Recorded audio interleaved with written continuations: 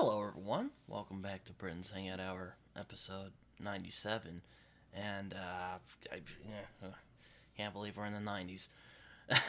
But today, I am here with a doozy of a guest. I am here with Bridger from the Library Ladder.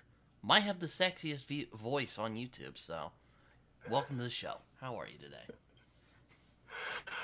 I'm doing just fine, Britton. That How was that for the voice? was great. Okay, okay. I'm doing great. Thanks for inviting me to join you this afternoon.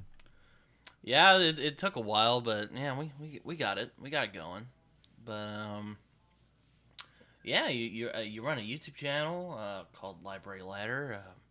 You haven't posted in 2 months, but you know what? Your videos are made with such great quality. It's fine. You can take time. And for those of you watching and wondering why I haven't posted my next video, it's because I'm doing a live stream here with Britton, and otherwise I would in fact be working this very instant on my Jack Vance video that I've been trying to finish now for a couple of months, and so it's getting close.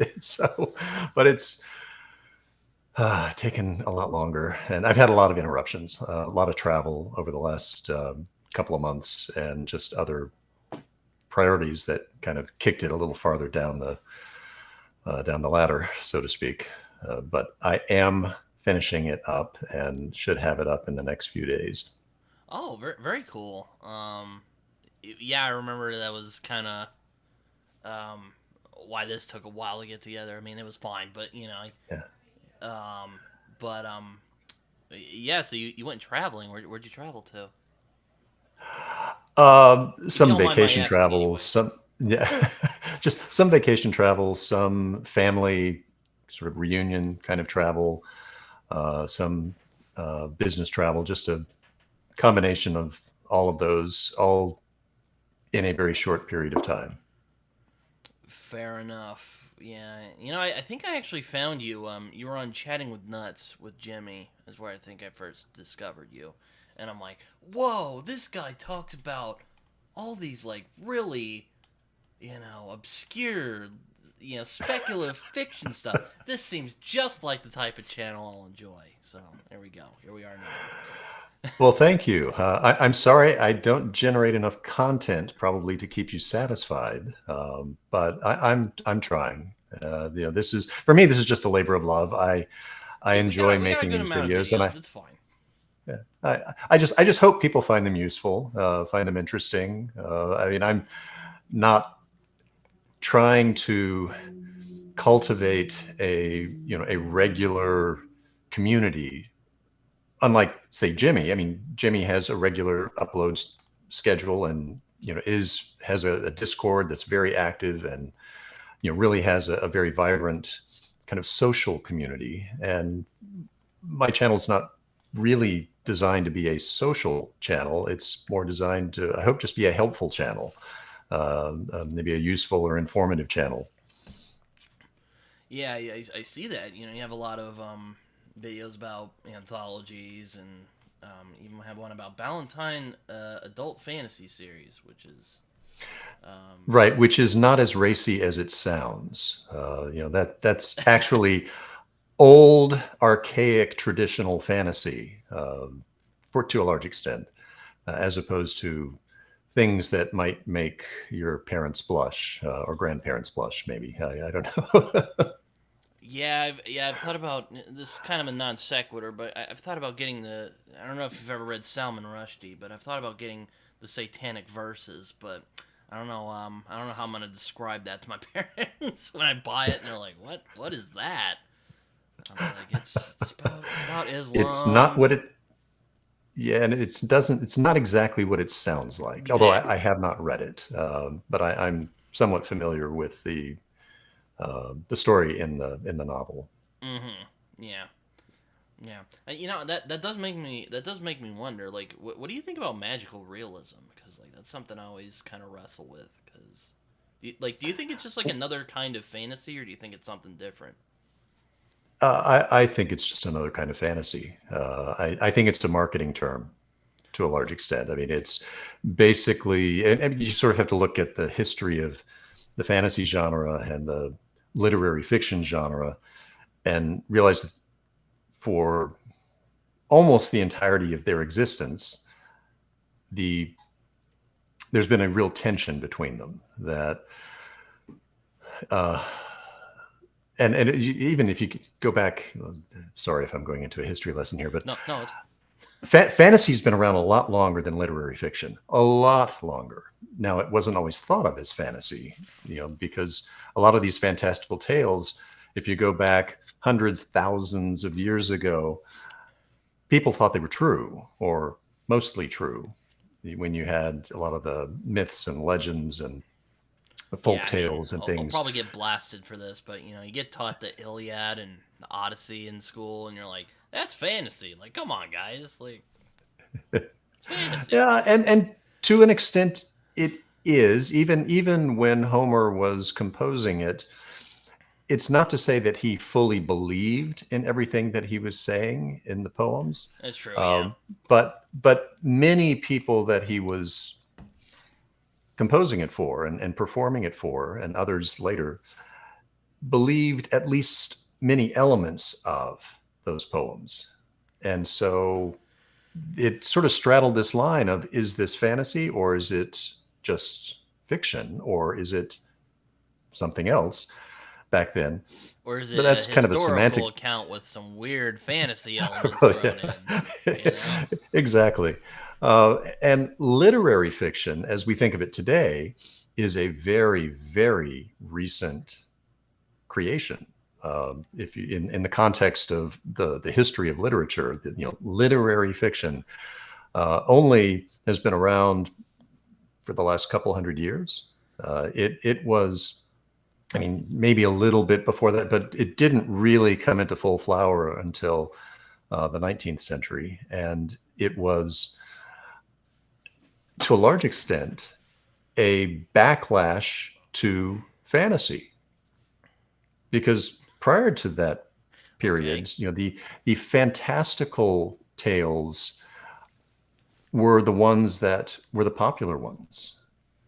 But when you got to the Enlightenment period and the Age of Reason, and a lot of people, deep thinkers, the philosophers and scientists of the 15th, 16th, 17th, and 18th centuries, as they started to really develop humans' knowledge of the world or understanding of it, the rules of science, the taking a more analytical approach to understanding the world rather than simply accepting what maybe a religion was teaching or kings were proclaiming to be truth.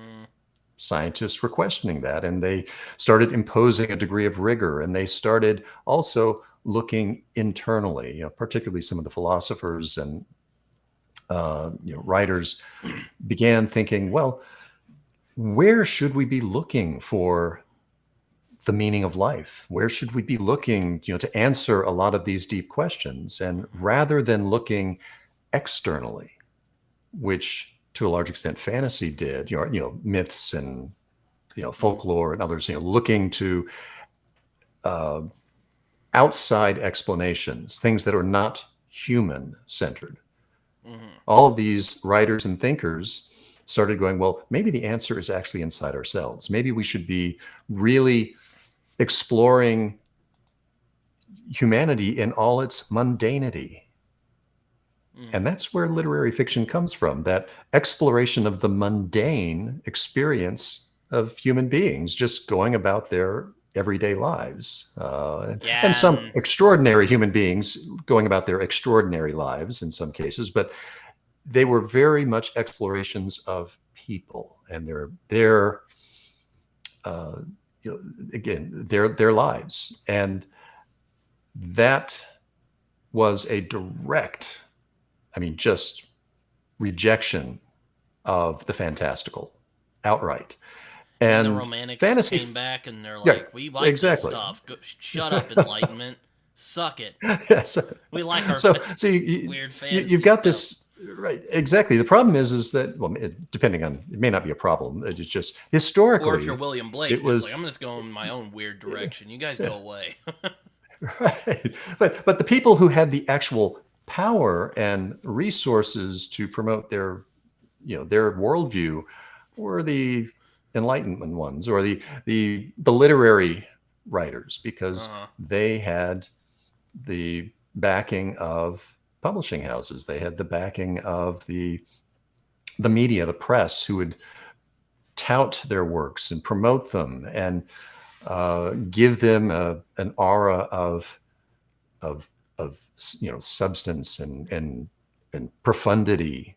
And I'm not suggesting that they weren't any of those things at all. I enjoy literary fiction, but I'm more talking just historically.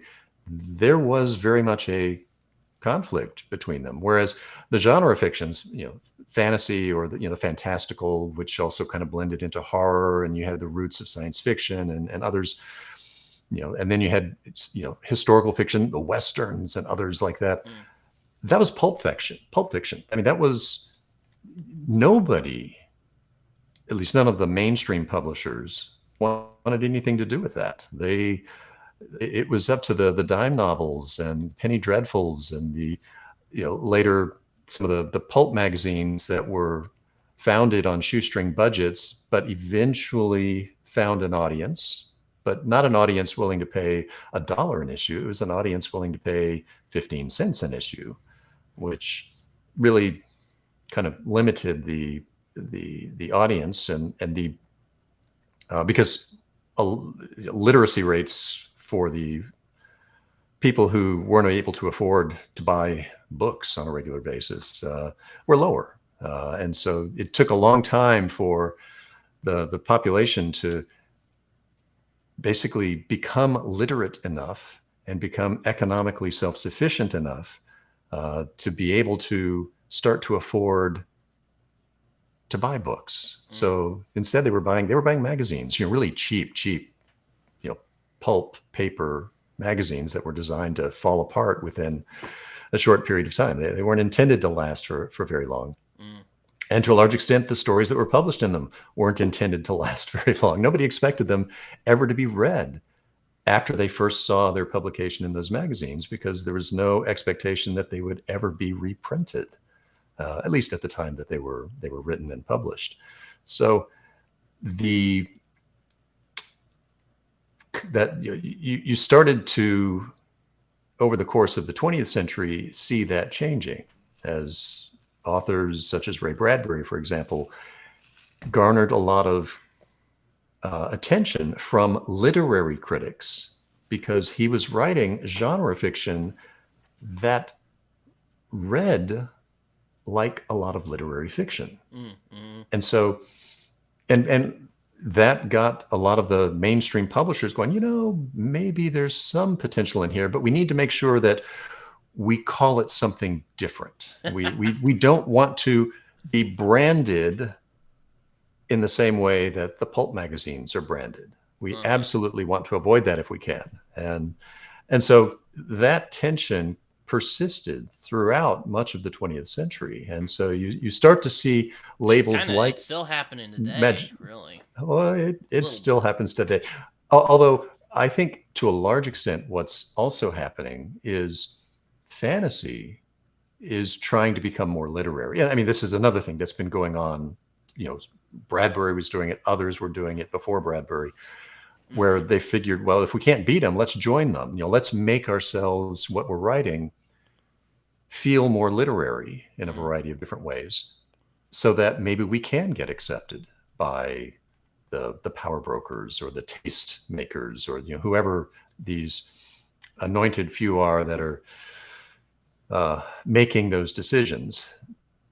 And over time, it has worked. But you do see it a lot now with modern fantasy, where there's this real diversity of what is fantasy today. I mean, there's plenty of traditional epic type fantasy, but then you have urban fantasy. You have, a lot of you've got weird fantasy, weird fiction, which sort of melds I mean, it can be fantasy, science fiction, horror, all kinds of things, all blended together in there. You have more experimental type stories where it's mostly literary, but has, yeah, and a lot of the experimental aspects of it are literary in nature, because that's what a lot of literary fiction has done is, hey, they experiment with form, they experiment with point of view, they experiment with all kinds of different things to see if they can tell a story in a different way, in a innovative way. Genre fiction's doing the same thing now, to a much greater degree than it used to. And I think on the whole, that's a great thing. Oh, for sure, yeah. So to get back to your original question is, what is magical realism? It's just a branding term. It's a form of fantasy that has a lot of the hallmarks of literary fiction, but still is fantastical. I mean, I would say it's hard to draw a distinction between a lot of urban fantasy, if you want to define that as a subgenre, and magical realism, because magical realism has, I mean, there's a lot of overlap between those and many of the works. Certainly, urban fantasy is pretty broad. You can have, vampire novels and witches and warlocks with, Jim Butcher and Dresden Files and a lot of things. But there's, again, I think plenty of overlap. Gods, which does its own weird thing. Oh, exactly. Good one.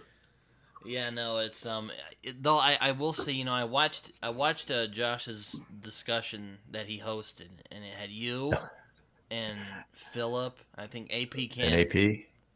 Yep. Yeah, I liked the video. Yeah, but it kind of frustrated me a little bit. You guys didn't bring up the quest narrative. Like, it's like one of the oldest fantasy tropes, dude.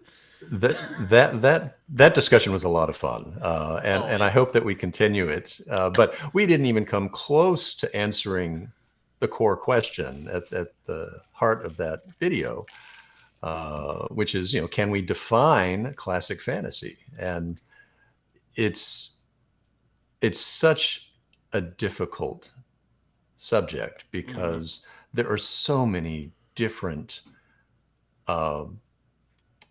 ways of evaluating or defining what makes a fantasy novel, and what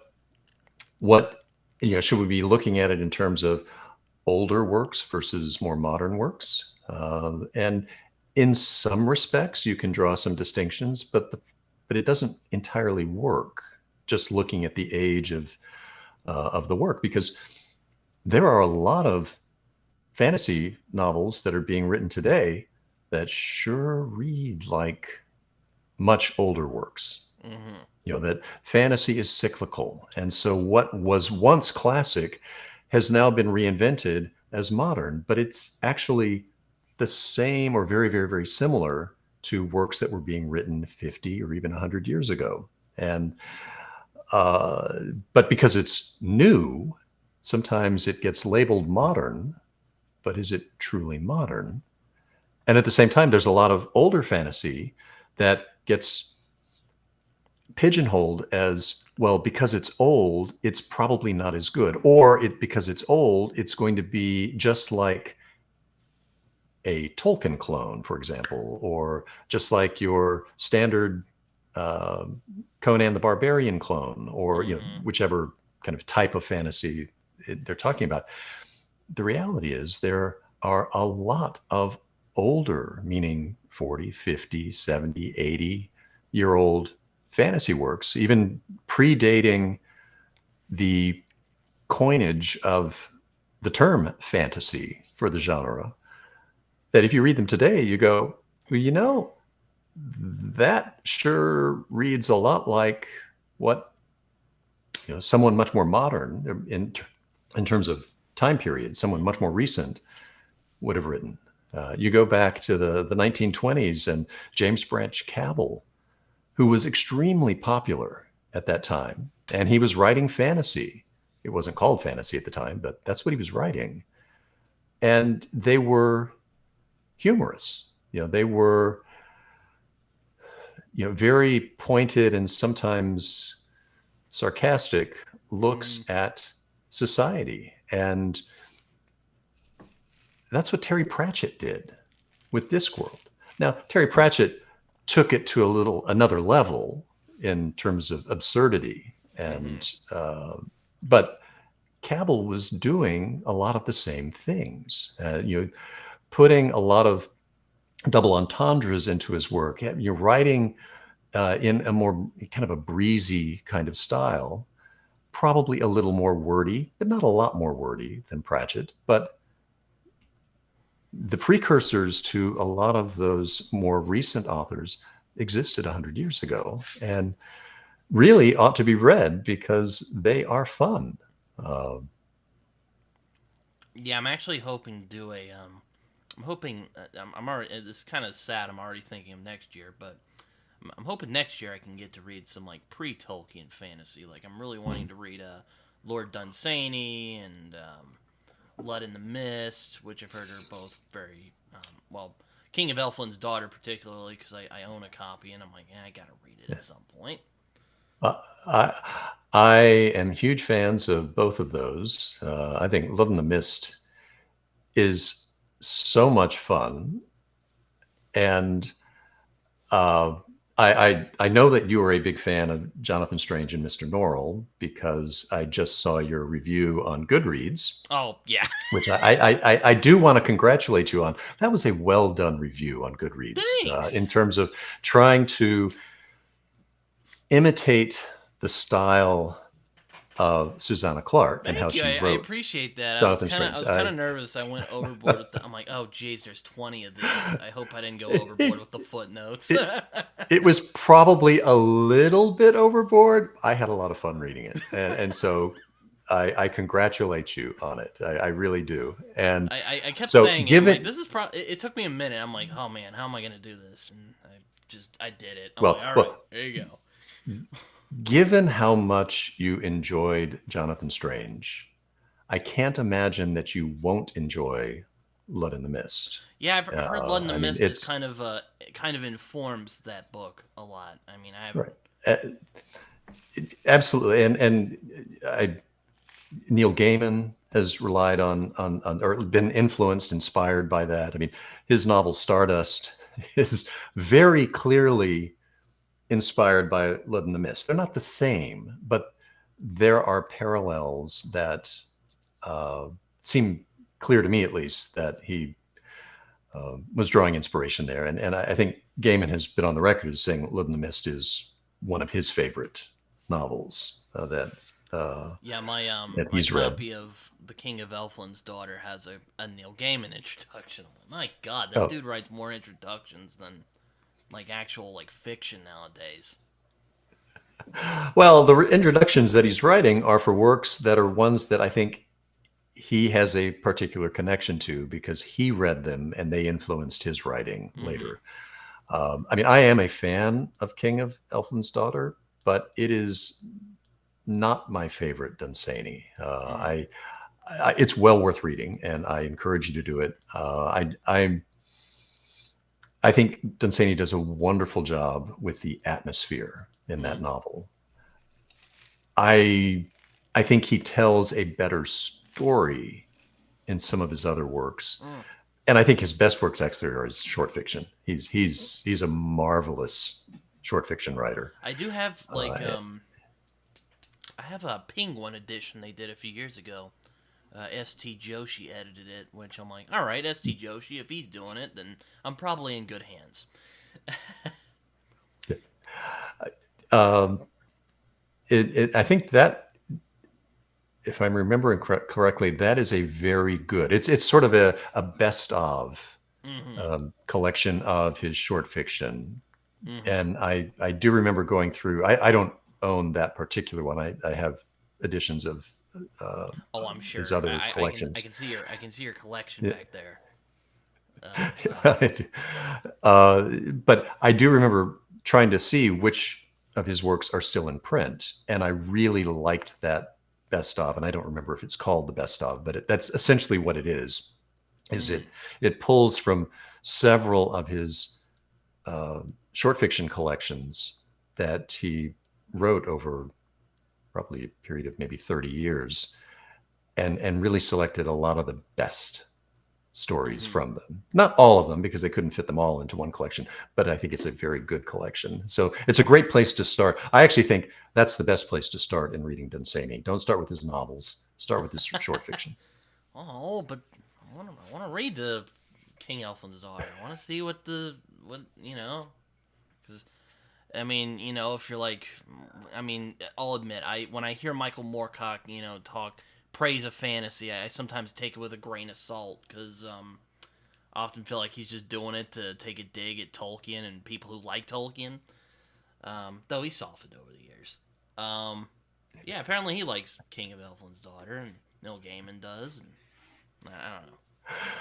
Maybe I'll try I, I short. suspect I suspect it had more to do with the subversiveness of Dunsany as a writer.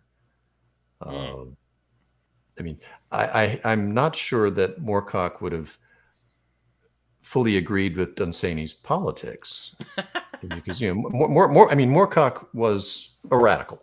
He Yeah. is. I mean, he's still around, but I mean, he was more radical probably in his younger Yeah, years. I know he softened on Tolkien a little bit because I was reading through one of his newer books because at Barnes and Noble they finally started selling some Moorcock books, and he says to peak in Tolkien in one of his books. I'm like, he's softened in his old age. Okay, yeah. And I put the book up because I'm like, all right, I'll pick it up later. Well, he might have been saying, to Tolkien, "Thank you for motivating me to write something very different." That's possible too. I That is very possible. mean, his view of Tolkien is an institutionalist, a preservationist, a status quo kind of guy. He's trying to, in sort of in the themes that Tolkien was writing about, Mm-hmm. and the tone of Tolkien's works. It's about celebrating the past, preserving the past, and you know not embracing change, not just embracing change, not pushing for change. And uh, Moorcock has written in essays in the past how the purpose of fantasy and science fiction is to create change. I mean, you're not doing your job as an author if you aren't actively trying to change the world in some way, trying to get people to think differently and challenge the existing status quo in some way. And that's his Yeah, big complaint against Tolkien, is Tolkien doesn't do that in his view. yeah. I mean, And it. When I read like Epic Pooh, I mean, it's a good essay. I think it's an interesting one to read, but like once you read it and you kind of just get the gist of it, it's basically just here's stuff I don't like, and I'm gonna try and make up. I'm gonna or not make up, but I'm gonna try and explain why I don't like these things, and you know, which is fine. He can do that. I don't agree with all of his points, but if I agree, I, I'll put it this way: if I agreed with someone 100% of the time, I would be worried, a little bit.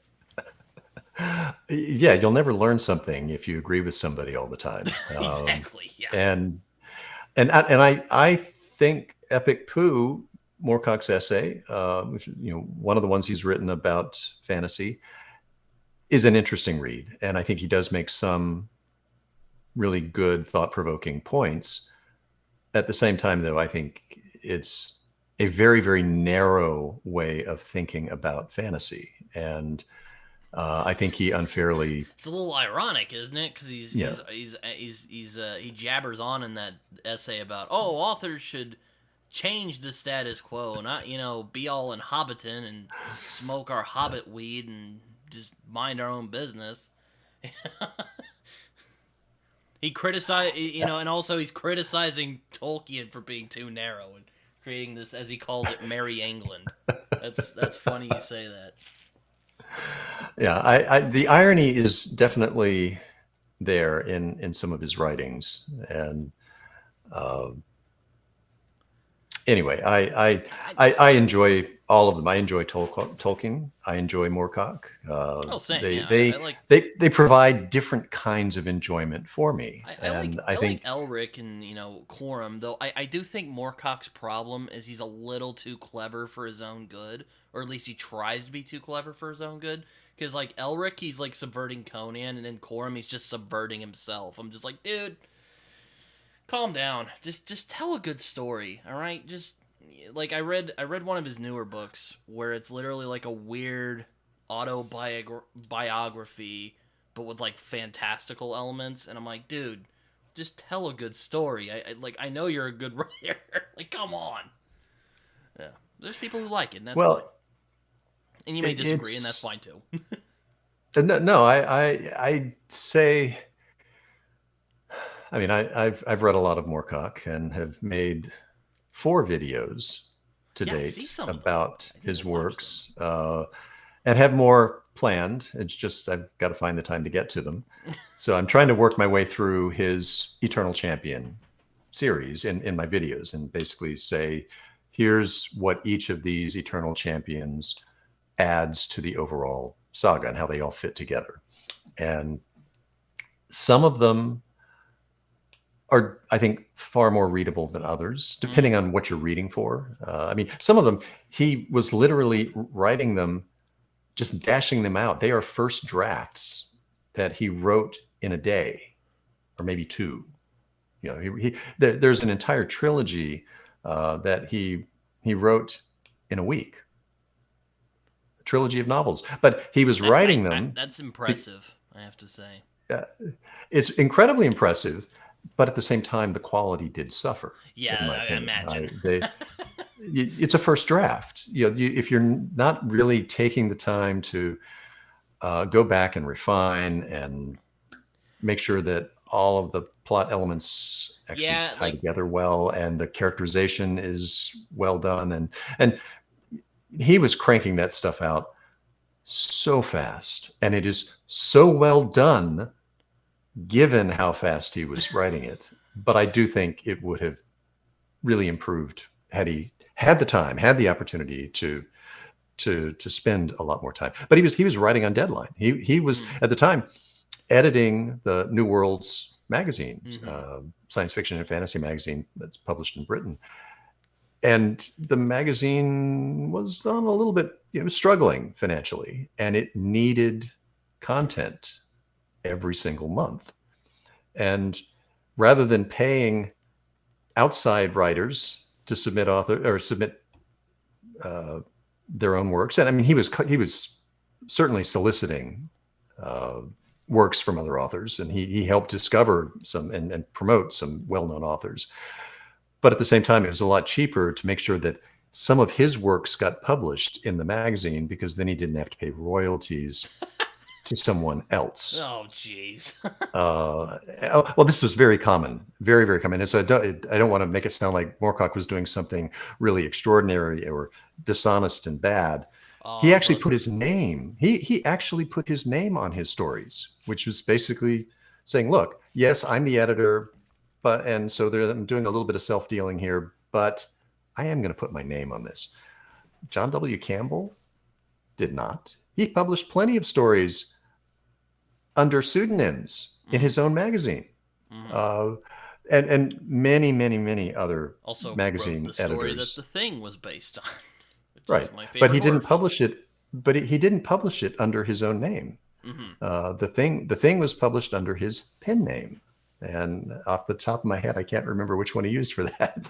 but uh, but because it was perceived as, oh, there's a conflict of interest here, you're self-dealing, and so to hide that conflict of interest, they would write under pseudonyms, and a lot of uh, well-known science fiction authors did similar things. They would write under a variety of pen names and submit papers under a variety of pen names, or submit stories under a variety of pen names, because most Like of Gordon Waiter these, Smith, that guy's name was. Hold on, yeah, let me find like his actual. I can't think of it off the top of my head. His actual name was Paul Lindbarger. right? I'll take Cordwainer Of Smith over that name. I'll give him that. Yeah, but what other pen names did he write under? See, that's the thing is many of these authors wrote under 3, 4, 5, 10 different pen names. Henry Kuttner, for example, was notorious for writing under multiple pen names. And so, but the Also, part of Paula the Sheldon. reason She was known as James Tiptree Jr. Tiptree, yep. So the authors were having to deal with the fact that they were being paid peanuts. They were being paid a half cent a word in many of these magazines, maybe a penny a word in some of the better magazines. And that wasn't nearly enough to really be a successful writer and have enough food to put on the table for their families. So, and the magazines generally had a policy of only one story per issue for any given author because they wanted to make sure that they weren't overloading their readers with the same author, multiple times in an issue. So to get around that, the authors would submit like 5 different stories to the magazine under 5 different names. And sometimes the editors were in on the game and they knew it, but they're like, hey, but this is such a good story. I'm going to put it in there anyway. And most readers are never going to figure out that this is actually the same person. But some editors didn't catch on until later that they'd been fooled by the authors when the authors ended up with, a couple, maybe 3 stories in a given issue. And you can look in a lot of the old pulp magazine issues and kind of scan down through the authors of the various stories. And every now and then you'll run across an author's name and you'll go, that's a really weird name. And, this is a distinctive name, but it's also kind of a strange name. And very often those are just pen names that were made up. And sometimes it's the pen name for the. Michael Moorcock's gone through a couple of pen names. Though, to be honest, he probably should have just stuck with one because that is an unfortunate name. This is the one that was given to him. I have noticed he has a bit of an obsession with the letters JC. Like a lot of his pen names. He has Jerry Cornelius, which I haven't read. I'm kind of nervous to read those. I might not get them because they're just too weird. It's an allusion to Jesus Christ. Oh my god! Oh yeah!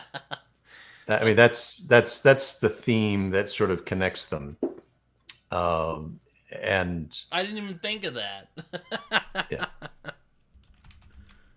that's funny. Yeah, although the stories and the Eternal Champion saga is not explicitly or expressly religious at all. In fact, it has a very, very complicated view of religion across the various champions. Some of the Von Beck stories in particular get pretty, like I said, a very complicated view of religion. And even though in those stories, the Von Beck stories, I don't think, if I remember correctly, I don't think there's a JC character. I could be mistaken, but I don't think there is. There's a good couple of them though. Though. I mean, Jerry Cornelius. There's Jarek. What's Jarek's last name? I'm drawing a blank on Jarek's last name. There's. Though apparently one of his first books, Behold the Man, is about a guy who becomes Jesus, apparently, from what I've heard. And I'm like, oh, I bet that offended people. Especially when it was written. Oh, man. Yeah. Because, there's some, there are a lot of interesting themes. And I've noticed Moorcock go right ahead. Doesn't mind offending people. I've gathered I that think he from what enjoys it. Yeah. Depending on who it is, I think he enjoys, or at least at some point in his past, really enjoyed needling certain segments of society, the ones that he felt needed to change, and he found ways to tweak them, and that included the literary establishment and the large publishing houses and others who he felt needed to be shoved in a different direction. Yeah, yeah, I actually want to read like what some people consider like his more polished work, like Gloriana or like Dancers at the End of Time, because I've heard those are pretty good. Or his some of his historical novels. I forget what they're called, but I know they're out there. And within the Eternal Champion saga, the Von Beck stories are also relatively polished. I mean, they were written in the 1980s for the most part. Mm-hmm. If I remember correctly, when he had sort of moved beyond his pulp magazine, writing on deadline, trying to just crank stuff out as quickly as possible. At that point, he was, okay, I really want to be respected as a literary author, not Or just a Mother pulp London. I haven't genre read of. Mother London, but heard that one's pretty Yeah, good. But yeah. I I like haven't read that one. I like pulp stuff though. I like Elric and Corum. I don't think Corum is as good as Elric, but Corum's fun. It's fun. Good old fashioned sword and sorcery. Yeah, Elric has a lot more complexity in terms of character exploration Also, the world's weirder than too. yeah The than world and than a lot magic. of his other ones.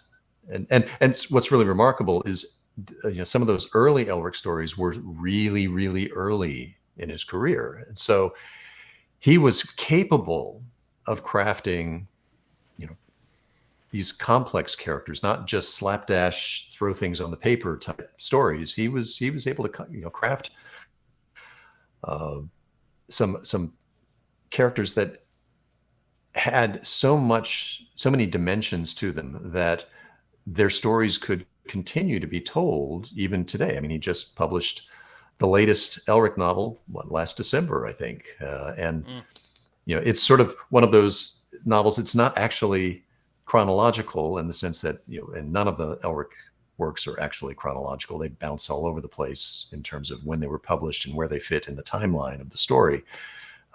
But if I remember correctly, the latest novel is somewhere like smack dab in the middle of Elric's overall story. Yeah, that's why I haven't Where dove too deep into the Eternal Champion saga, because, like, my god, the chronology and the continuity is just, it goes all over the place from what I've yeah, heard. I mean, go through the Goodreads, list of all the books. Like, yeah. it just goes nuts after a while. I'm like, I can't read all of those. Like, I don't know if I'll The, live long enough the, to get to all of those books. some are definitely better than others. And what's also interesting is that in several of the Eternal Champion storylines, he writes almost pastiches of some of his favorite authors from when he was young. The ones Mm. that influenced him, the ones he read as a kid and thought, man, this is awesome. I mean, Edgar Rice Burroughs was his hero as a kid. I mean, he was editing the Tarzan magazine as a teenager. I mean, editing a professional magazine as a teenager because he was such a fan. He just was so um, Mm. just passionate about Burroughs. And so one of his eternal champions is Cain of Mars, which is an homage to the Barsoom novels of Edgar Rice Burroughs. I haven't read And those and yet. and and yeah, they're fun. They're light. They're kind of lightweight stories. They're not his heavier, more thought provoking ones, but they're just fun, kind of planetary romance type sword and sorcery stories in the John Carter of Mars vein, and in this case, it's Cain of Mars. Mm. So those some of his others, like his Oswald Bastable novels that were one of the early inspirations for the steampunk Mm. genre. Those are I mean, heavily influenced by Jules Verne, among others. Mm-hmm. Some of the really older classic science fiction, Mm-hmm. and it shows in how the stories are written, and some of the elements that he puts into both the plots as well as some of the characters, and so I think he just has fun experimenting Mm-hmm. through a lot of these eternal champions. Each one is different. Each one has a different style of writing. Each one has a different kind of formative influence that he's paying tribute to, Mm-hmm. and that, so that's why I think it's worthwhile to try and explore the full range of the Eternal Champion saga. But it's also probably something that you don't want to just binge Yeah, in it rapid might burn you succession. That out would if you do. you'd probably get burned out. Maybe not, but I feel like for a lot of people that would probably be too much too quickly. But if you spread it out over time, and Moorcock himself spread it out over time because he wrote these over a period of, well, over 50 years. So you don't necessarily have to read them over 50 years, but if you compressed it down to reading them over a period of 5 years, you'd probably have a great time reading them. Yeah, I mean it's interesting. I don't know if you've watched StoryTube at all. Carlos and Yolanda, they have a YouTube channel where they talk about I love them. Yep. um they were talking about or I think Carlos was talking about Elric, and he was going like, man, just it's kind of weird just how much Moorcock kind of got away with, and it made me think. I don't know if you read like noir or crime novels, but I read Jim Thompson's The Killer Inside Me last year, and I was very surprised by like just how like weird and transgressive it was, cuz like he talks about like child molestation and like sadomasochism in it, and you're like, whoa, this was written in like the 50s, like this is crazy. And then it kind of reminded me of that point, because it's like like noir and fantasy were kind of thought of as like trashy pulp genres, so I could imagine they were probably allowed to get away with a lot more because they were a Yeah, bit more sensational. absolutely. I mean, that was part of the knock against all of Pulp Fiction, whether it was fantasy, science fiction, horror, crime, is the sensationalism, Mm-hmm. which was not proper for a well-bred, well-read uh, mainstream reader. You don't want to have those kinds of influences. It's why comic books almost got banned in the 1950s, because, well, that's a terrible influence on our children. And the same is true for a lot of the just pulp fiction in general. And I'm a fan of Thompson's works, although I can't say that I really like a lot of the characters in his Oh stories. God, But I'd say Lou from The Killer Inside Me is like a, yeah. You should put him away and throw the key. You should lock him up and throw the key away, because man, he's crazy. he had the reputation, probably deserved, of being the And he's actually good. I most. thought. I think Jim Oh, Thompson's actually a pretty good writer. Like I was oh, surprised by, like, he could be very evocative at times, or at least I thought well, so. he was highly regarded by people who were sort of the aficionados of crime fiction. They Mm-hmm. loved him, but he was also considered the most extreme, the most willing to push those boundaries and go beyond them and break Sure. the taboos. I mean, his work was so hard boiled. I mean, it was diamond hard boiled for that era. Yeah, and I And so, mean in a it's sense, it's he kind of was like he how was the James Moorcock. Elroy is today. I don't know if you've read James Elroy, but James Elroy very much is in that like very extreme, like in your face, disgusting, you know, which makes sense. Yeah. He's kind of carrying on that noir, hard boiled tradition to the 21st century, 20th 21st century. Yep. Um, It's sort of, you see that pattern.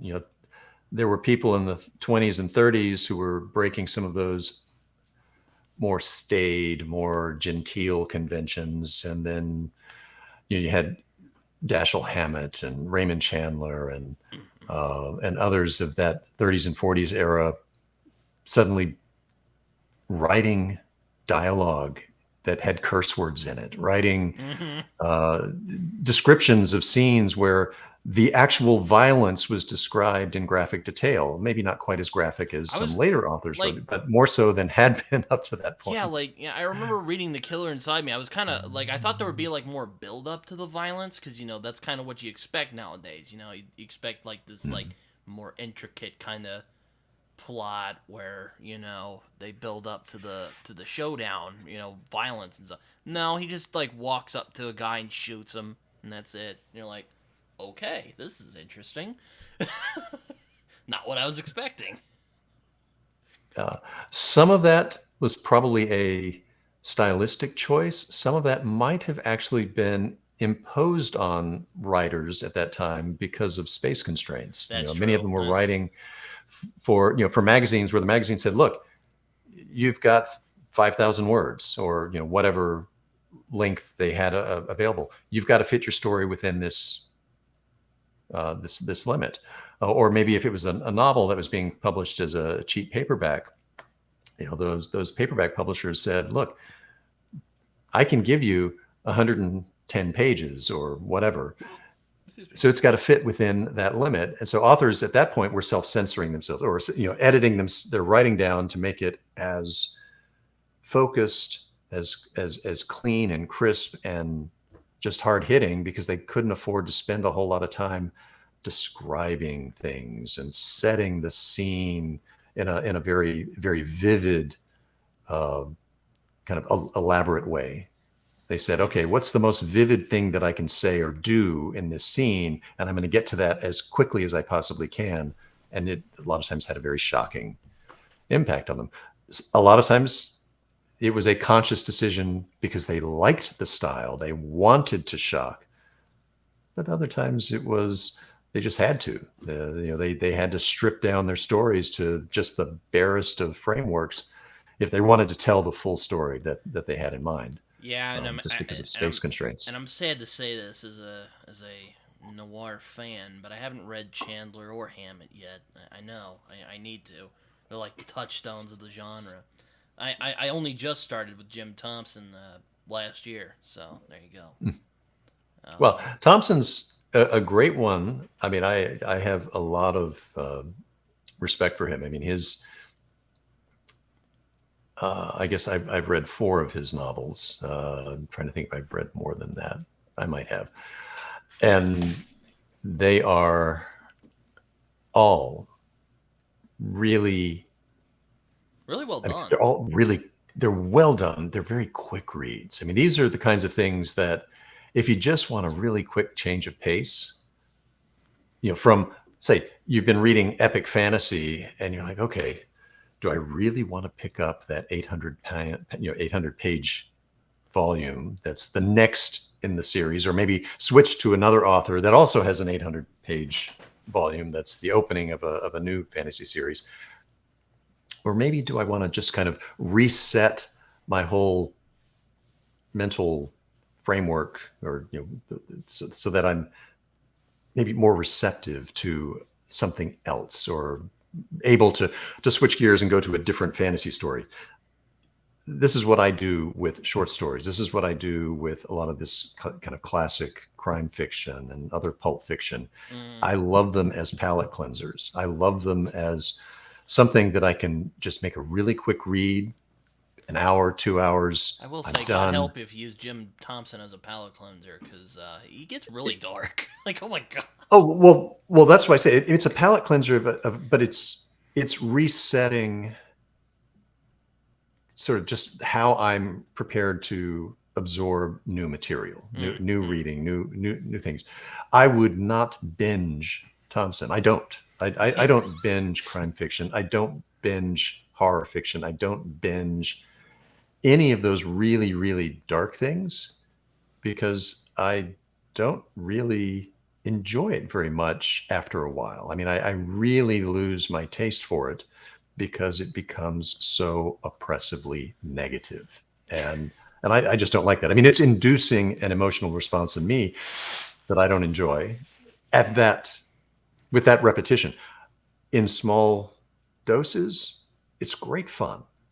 It's yeah, I'm able to step outside myself and experience a situation or experience people that are very different from myself, but I don't want to wallow in that. I don't Sure, really yeah. want to identify too closely with it, because what we read does change us. It does shape who we are over time.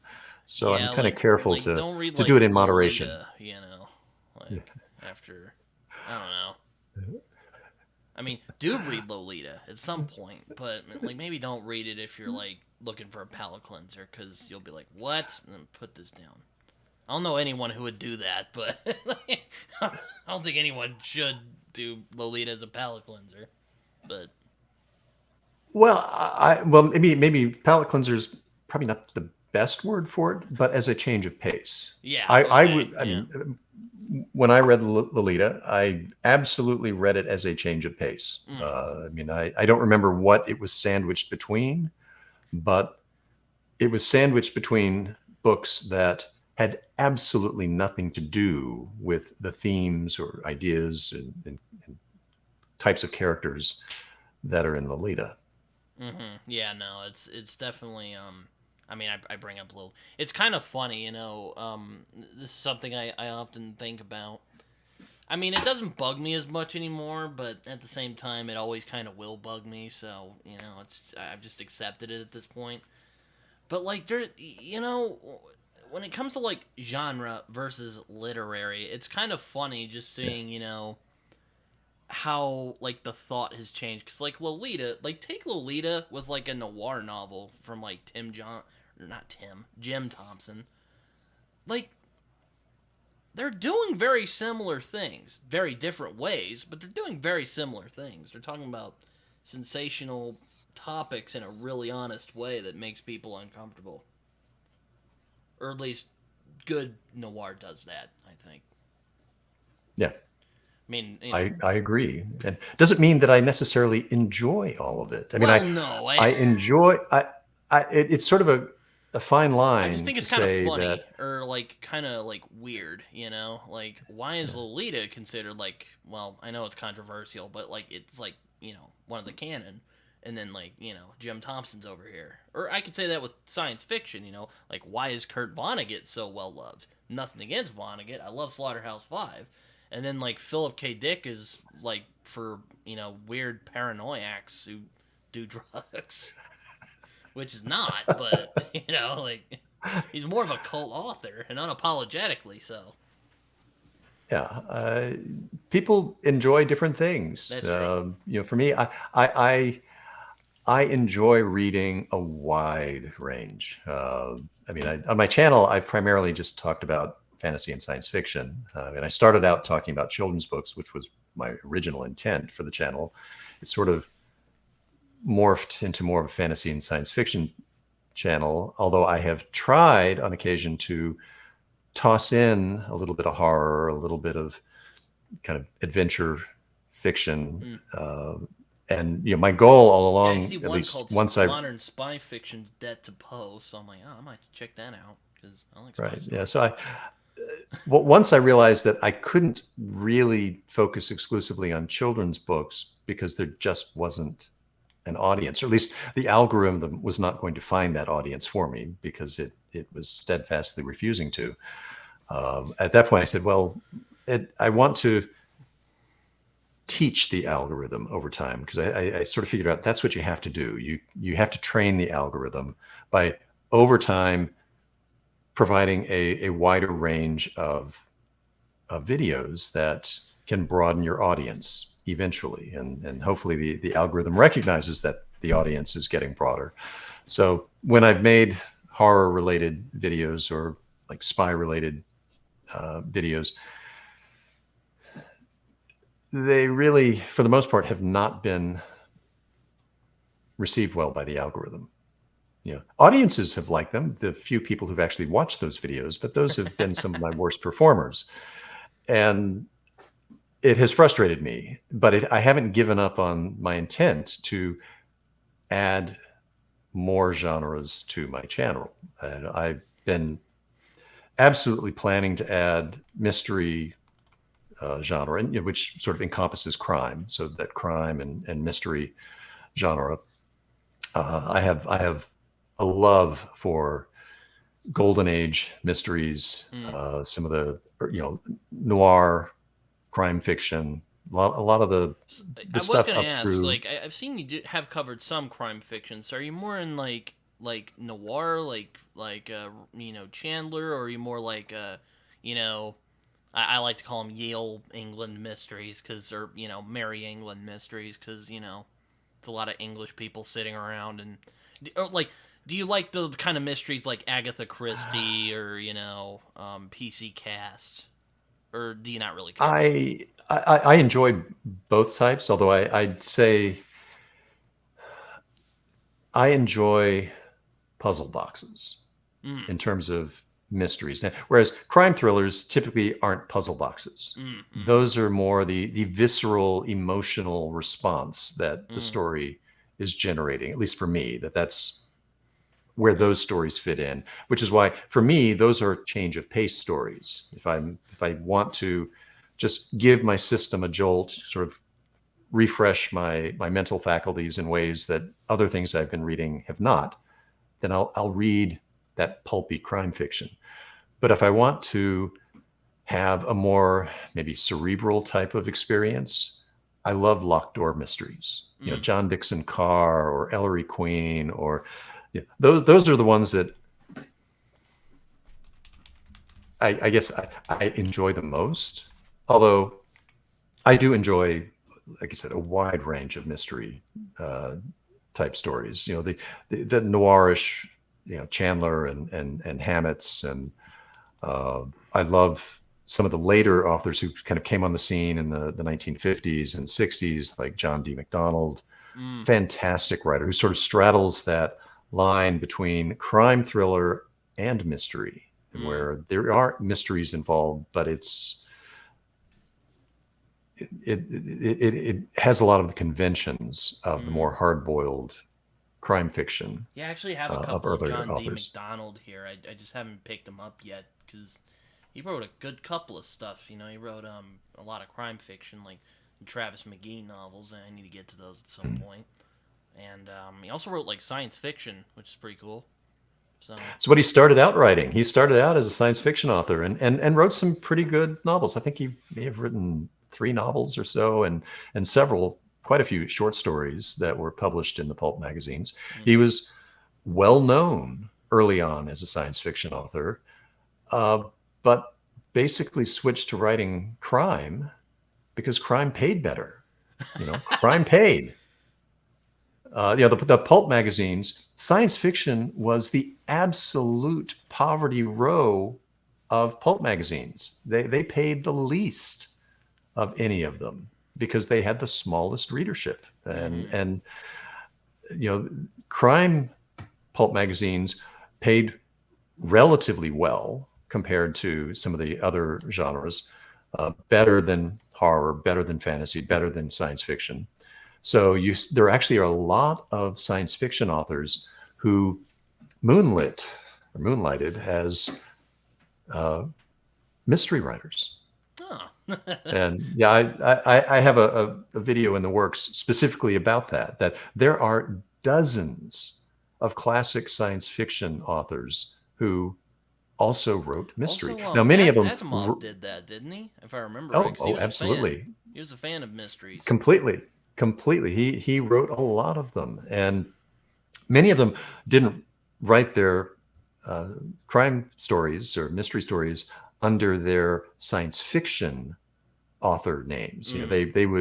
They would change the name that they would write under in some cases, but many wrote under the same name in both genres. People like Frederick Brown, for example, Mm. who wrote science fiction. He wrote mysteries. Jack Vance, Mm. who I'm in the middle of making my video about, was a mystery writer, first and foremost, a mystery writer. And the irony is people today, when they think of Jack Vance, they probably think of him as a fantasy author, even Yeah, though Dying Earth, or I haven't read that, but I know he that's probably but his most well known. exactly. But the thing is, Dying Earth isn't really fantasy. It's science fiction with fantasy trappings. He only wrote one fantasy work, true fantasy work. It's actually a trilogy of novels. That's his Leoness trilogy. That's the only true fantasy he ever wrote. And that came late in his writing career. But throughout his writing career, his favorite genre to read was hard-boiled mysteries and crime fiction. I mean, when he would read just for fun, and this was his entire adult life until he died, he read almost exclusively crime fiction. And that's how he structures many, many of his works. They all revolve around these mysteries to be solved, or crimes to be unraveled, or in some cases, capers to be executed. So he's actually approaching it from the standpoint of, okay, I'm the criminal now. How am I actually going to execute this? So Yeah, there, like I also read that is the Richard Stark Parker novels, which is also very much in that. When you said that, made me think of that. I've only read one of them so far. well, Donald Westlake, who actually wrote those. Richard Stark is a pen name for Donald Westlake. Donald Westlake is one of my absolute favorites. Oh, so have you read the Parker He, novels? I have not. I mean, there are a lot of them, so That's I have true. read some. I was about to say they're pretty They short though. Like the one right. I've read, which is the first one, is very short. It's very succinct. Those are not my favorites by Westlake. That's fair. I know you say you don't like Be, darker stuff because right. Parker's I very enjoy them. amoral. Right.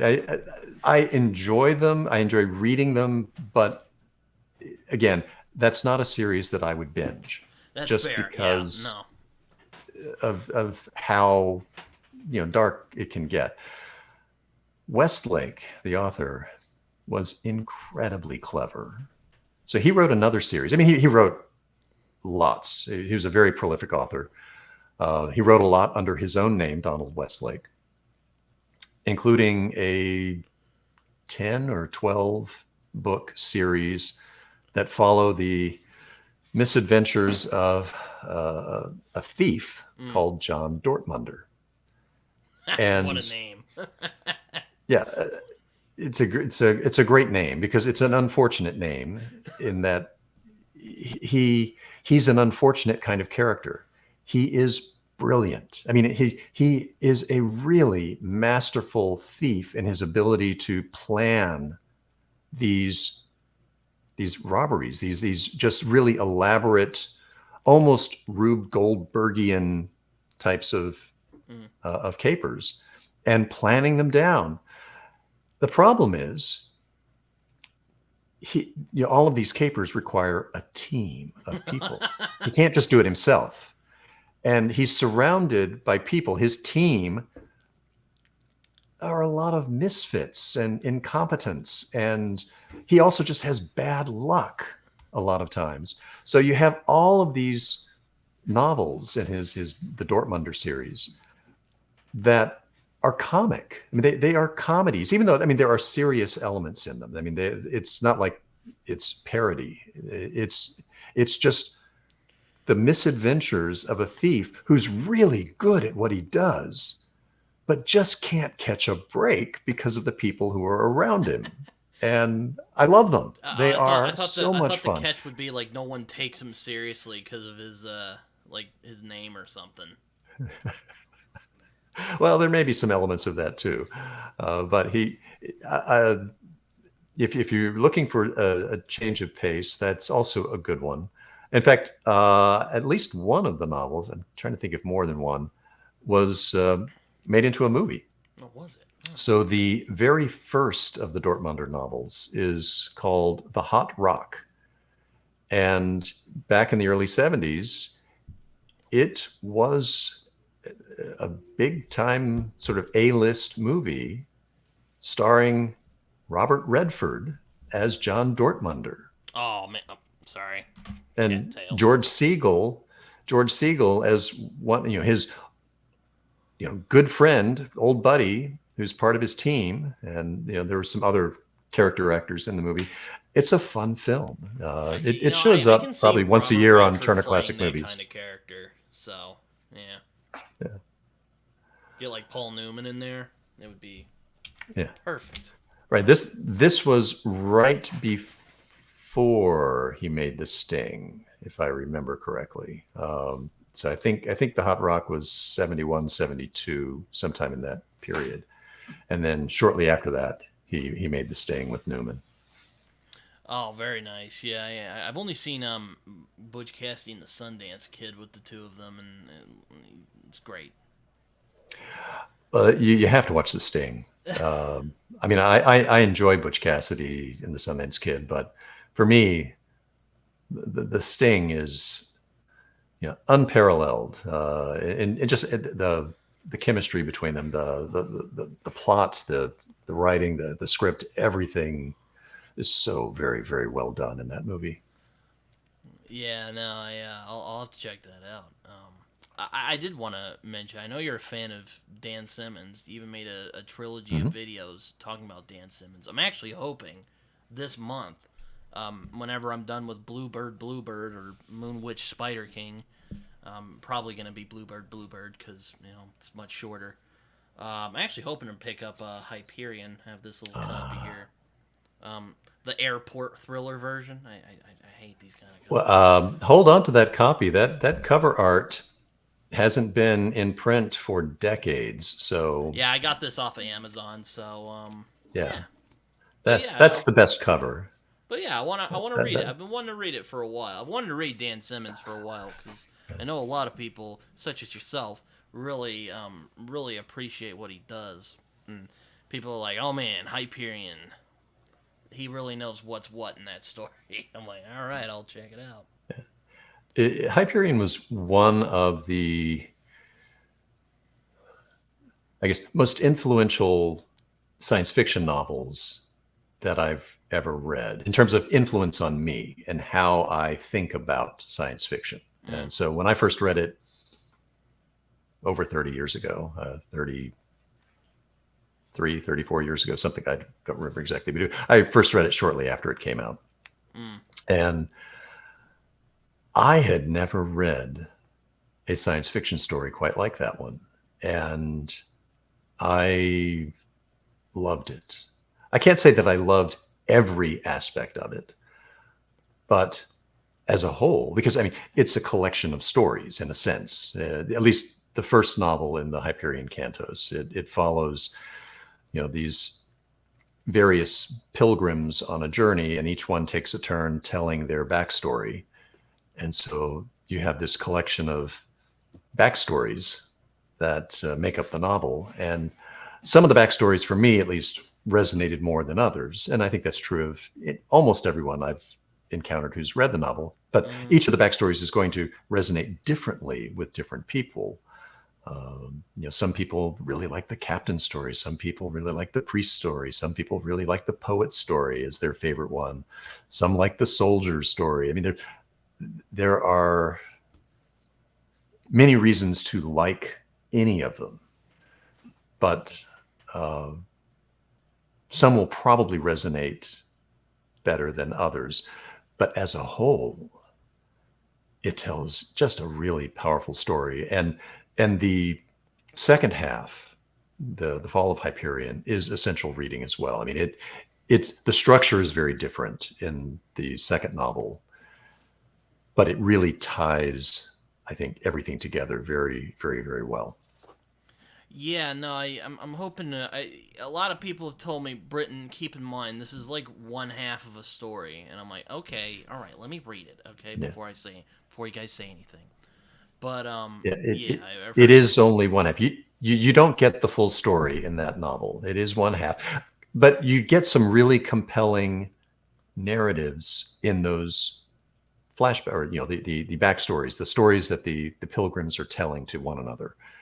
There's some just really neat philosophical ideas. There are really neat genre influences, because each of the pilgrim stories is told in a slightly different manner, as where it's maybe influenced or paying homage to a particular genre or subgenre. Um, there's one story that has kind of a noirish feel to it. There's another story that has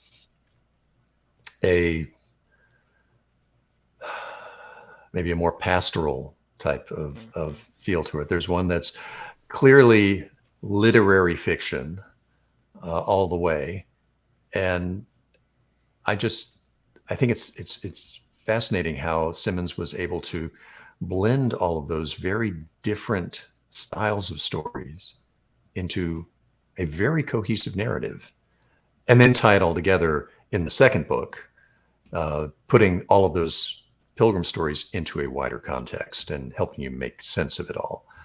And then, of course, there are 2 more books that follow that jump ahead in time a little bit to continue the story, and they form their own duology. Yeah, but yeah, I'm looking forward to Hyperion. It seems like the type of science fiction I would take too, and also apparently it does something that I will admit often bugs me, is that like I don't see in a lot of science fiction, unless it's like Star Trek, where like no one brings up anything like Mass Effect. I don't know if you play video games, but like no one brings up like Shakespeare or like Mozart or any of these things that are as well known and well renowned in our world. And look, I get it, that's not probably gonna be brought up in like normal conversation, but I would imagine those things would be there. Like, it bugs me when in science fiction they don't there's no mention of any of that, which I know is a very petty thing, but apparently Hyperion does bring those things up. So I'm like, okay, all right. There are literary references. There are.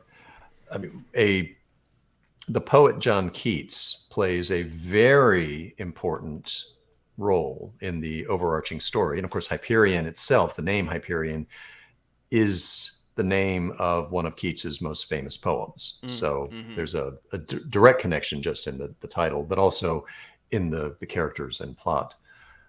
Direct connection to John Keats, but also other literary references. It's funny you talk about that pet peeve. I maybe a little bit the opposite of you in that respect. So does it bug you? It all depends. Like, it depends on how. Like in Hyperion, apparently he brings up. I'm reading the first page here. Rachmaninoff's Prelude in C sharp minor. So does that bother you a little bit? No. I mean, it's and partly it's because I don't remember how far into the future Hyperion is set. And also there's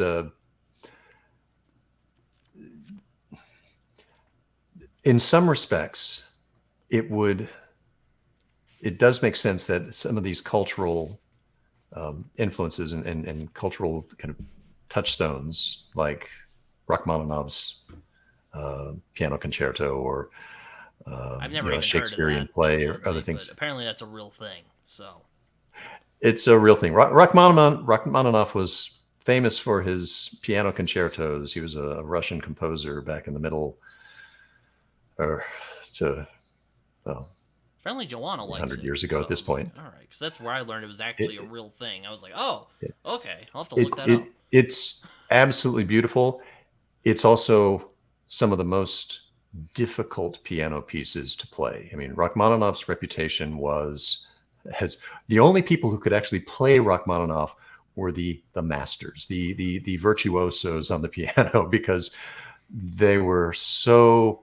I mean, the note patterns and sequences were so difficult, and you needed to be able to stretch your fingers and bounce all over the keyboard in so many different ways. Did I say? Yeah, there's a piano keyboard. And piano does have a keyboard. It's not just keys. Yeah, okay. As opposed to a computer keyboard. I'm like, Okay, it's been so long that keyboard to me now has a computer connotation rather than a piano connotation. No, but Anyway, like the but point is I that you have the opposite pet peeve. This is interesting. right. Right, and so here's where it showed up for me. I don't really remember having that sense at all from Hyperion, but I also don't remember how far in the future Hyperion is set. I absolutely had a negative reaction to some of the things that Christopher Rocchio inserted into Empire of Silence, the first book in the Sun Eater series, which is set 14,000 years in the future. Mm-hmm. And yet 14,000 years in the future, there are many, many references to things from our modern day today, as well as going back to Shakespeare and to the Roman era and before, and I'm very skeptical that so many of these cultural references would still be known and relevant and revered to the extent that Rocchio describes them. I mean, some of it's actually very technical. Like there are units of measure that are used in the novel that I'm like, I'd be very surprised if they use that same unit of measure 14,000 years from now. And it's not like a unit of measure of inch, yard. There's a unit of measure of memory, computer memory. That's really technical. Terabytes, terabytes. It's like, quite frankly, I doubt they'll even be using bytes as a unit of measure. I mean, even that the concept of the binary system and kind of a base 8 system of thinking about organizing memory systems in a computer. Mm-hmm. To me, that just seems so incredibly unlikely. And there are all of these references just sort of scattered throughout Empire of Science that really annoyed me because they pulled me out of the story because they're, to me at least, highly unrealistic given the pace of cultural evolution that has happened. I mean, just how much of our I don't know, popular culture I don't know culture much, today, we don't, so much that was known in culture 100 years ago is forgotten today. And we didn't even have history 14,000 years ago. History didn't exist. That's prehistoric. So to say 14,000 years in the future, a lot of our current history is still going to be known and relevant seems a stretch. So okay, let me try and suss this out. So like, I don't know how much Star Trek you've watched, but like lots. Well, the entire original series many times. You like pulpy stuff, so I'd be shocked if you didn't like Star Trek. Star Trek's kind of a love letter to that kind of pulpier science fiction. Mm-hmm. But anyway, so yeah, like I haven't watched much Star Trek in recent years. So starting with what is it? Star Trek Enterprise, the series in the early 2000s. But the older series, I'm pretty well versed in. So like, would it bug you like if Picard like quoted Shakespeare or something during like a monologue? Not at all, because that's only a 200 or 300 years in the future. Oh, okay. From now. I mean, that to me is very plausible, very, very plausible, because that connection is made. I mean, if I remember correctly, it's been a little while since I read Empire of Silence. If I remember correctly, Earth is somewhat forgotten at the time that the story is set 14,000 years in the future. Earth is they recognize, okay, there used to be this home planet called Earth, but they've lost track of it. They're maybe not quite sure where it is anymore. And I may be misremembering this again. It's been a while since I read it, but I sort of vaguely remember that the dominant culture that spans the galaxy doesn't actually have a connection to Earth anymore. So if they've lost that connection, how likely is it that they're still going to have all of these cultural references to an Earth-based culture from 14,000 plus years ago? I guess that's a fair point, and I remember that's funny you say that because like I remember I was complaining about this on like Facebook because I'm on Facebook still, and like someone's like, you should read Christopher Rocchio. He has a couple references to that kind of stuff in his work, and I'm like, maybe I'll try it. I tend to be suspicious of hype machines, so you know, I've seen Rocchio talk. He seems like an interesting guy. I think I've only seen him on one forum. That was probably a couple of years ago. That's Don't fair. remember much about it. Fair enough. But yeah. Anyway, going back to what I was talking about, I know you like Dan Simmons. I am hoping to read Mhm. Hyperion. This is gonna be my first Dan Simmons. So I highly recommend it. I suspect, based on your taste, I suspect you would also really enjoy his Ilium duology, Ilium and Olympus, yeah, I've heard mixed things about that particular duology. which is understandable. It's not going to appeal to everybody. Because I think very highly of it, although yeah, sure, I get I that, but like, there's always that kind of consensus. Like, take like Hyperion. Like, sure, there's probably people who don't like it, but this is mostly pretty well received for the most part. Like Ilium, I have seen like it's kind of a love it or hate it kind of series. yeah, Like a it's Malazan or something. yeah. For me, it's more. I think Ilium, the first book in the duology, does some really, really interesting things. And I think Simmons does it very well. I think the duology suffers a little bit in the back half, in that Olympus doesn't quite live up to what at least I was expecting to be to tie everything in Ilium together to this really satisfying conclusion. Mm-hmm. I think Olympus, I do find it enjoyable, so I'm not really knocking it, but I was disappointed a bit with Mm. how Simmons took these really fascinating ideas in Ilium and then worked with them to a conclusion at the end. But if you like weird fiction, this is weird fiction. If you like Mieville, I do if like you like, Mieville.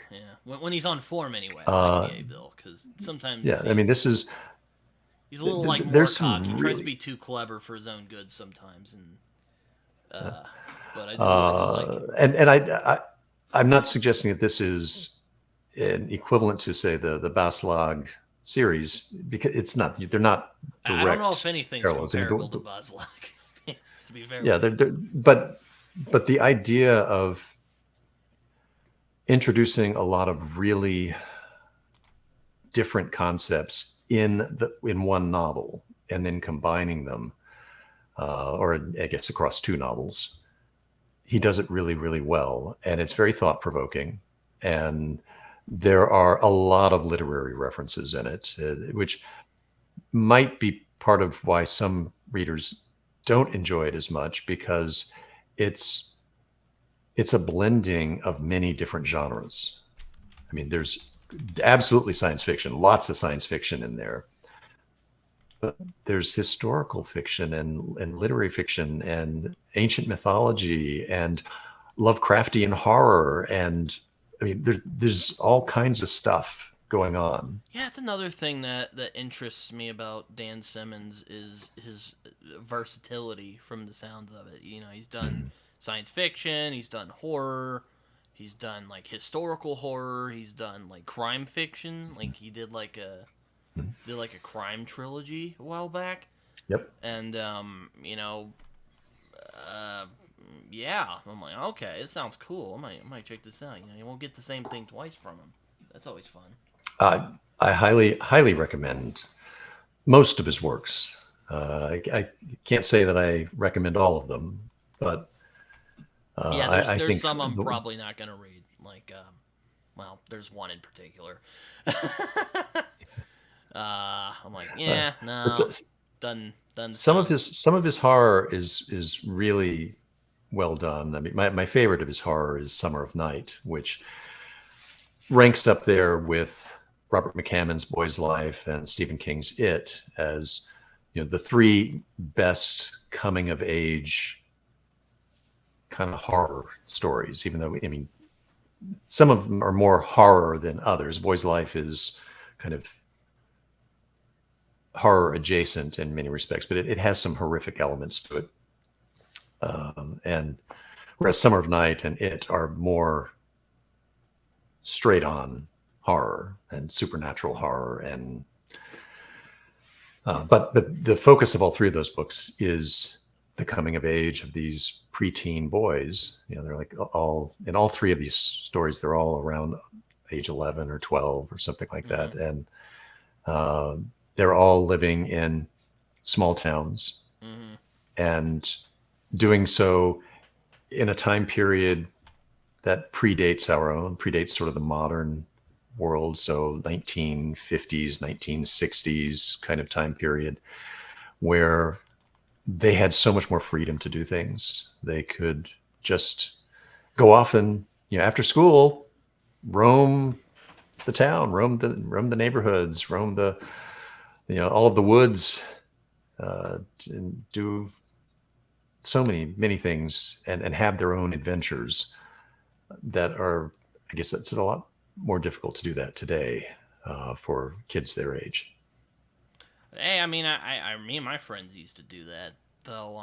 Well, not as much. Our parents probably wouldn't let us go out and just go wherever, like they did back in the day, because there's more fear of like getting snatched up nowadays. But yeah, I mean, I do love it, so yeah, I would like to check out Summer of Night at some point, and Boy's Life as well. I haven't read McCammon yet, though. I do have Speaks the Nightbird back there on my couch, um, which I'm hoping to get to because I'm like, ooh, it's like a historical narrative and like colonial period. Oh, give me that! I'm reading that as soon as possible. Though there are people who are griping at me It, and like, go read Boy's Life. yeah, McCammon is wonderful. McCammon's another one that, I have a video in the works. It's just not coming anytime soon. At least soon in the next few months. I've got a lot of other things on You my plate you, before I you can got get to you him. got you got But Jack I Vance to do. and others. But McCammon, I think very highly of. I mean, his some of his earliest horror fiction is a little uneven. Mm, It has I've some heard good that. moments, but also I've even heard some McCammon uneven himself was spots. kind of like, not my best work, but Yeah. Yeah, I think his first one, Baal, is the one he's most almost embarrassed by. that he sort of disowns that one today, going, if it were up to me, I would just completely take that off the market and, not have it be available for people to read, because I just don't think it's my best work by a wide margin. But he clearly got better as he went along, and I love his Matthew Corbett series that starts with Speaks the Nightbird. It's a really, I mean, it's a really well done historical, sort of supernatural. I mean, it's, I don't, I try to avoid spoilers, so I'm Yeah, not going to like actually say anything more on this. I'm more I'm intrigued It's, by that series because I'm like, oh man, it's got like Puritans and like paranoia about like creepy crawlies in the wood. I'm down. I want to read that, right. because I I mean, really like I like that period, like right before we got to like the like founders era, when like okay, we figured everything out, we've got a little civilization going. Oh, Britain's taxing us too much. We're gonna be our own country now. That's fine. yeah. We'll do that. Well, it's also really neat because it's a procedural. Mm-hmm. I mean, it's a legal procedural, because Matthew Corbett is a law clerk Mm. who's basically there, being apprenticed to, a magistrate judge who's making kind of making the circuit, making the rounds.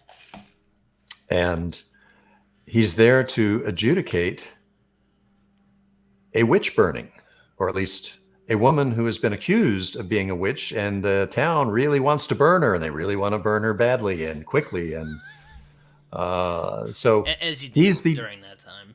right. And so he is acting as the judge, except as the judge, and this is,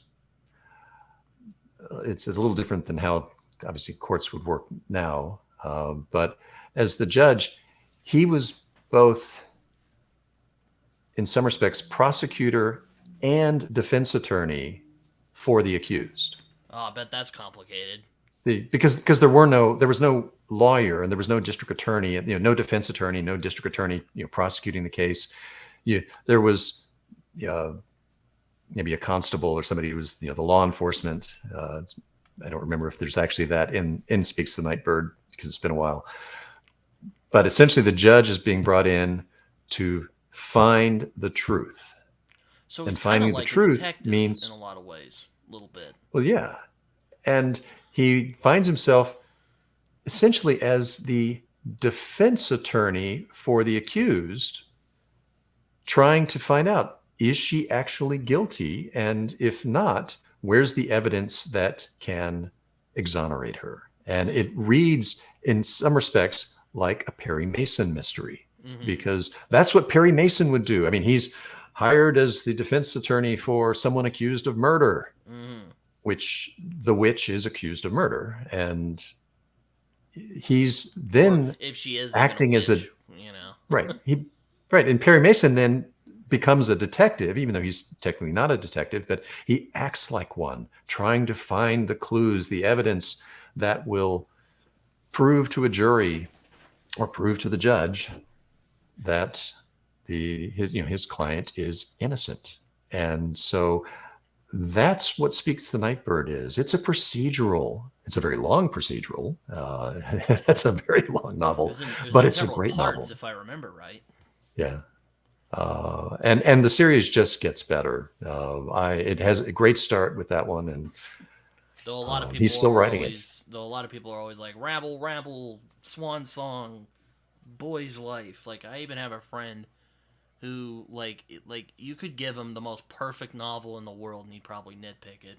He loves Boy's Life, so I'm like, all right, I gotta read this at some point. See what Boy's Life is way up there on my list of just favorite novels. I mean, just favorite novels. It's a fantastic novel. I really, really, really enjoy that one. So I will second that recommendation from whoever's been telling you should read Boy's Life. You really should read Boy's Life. It's been a lot of people. It's been a lot of people. So yeah. You're not the first one. Yeah.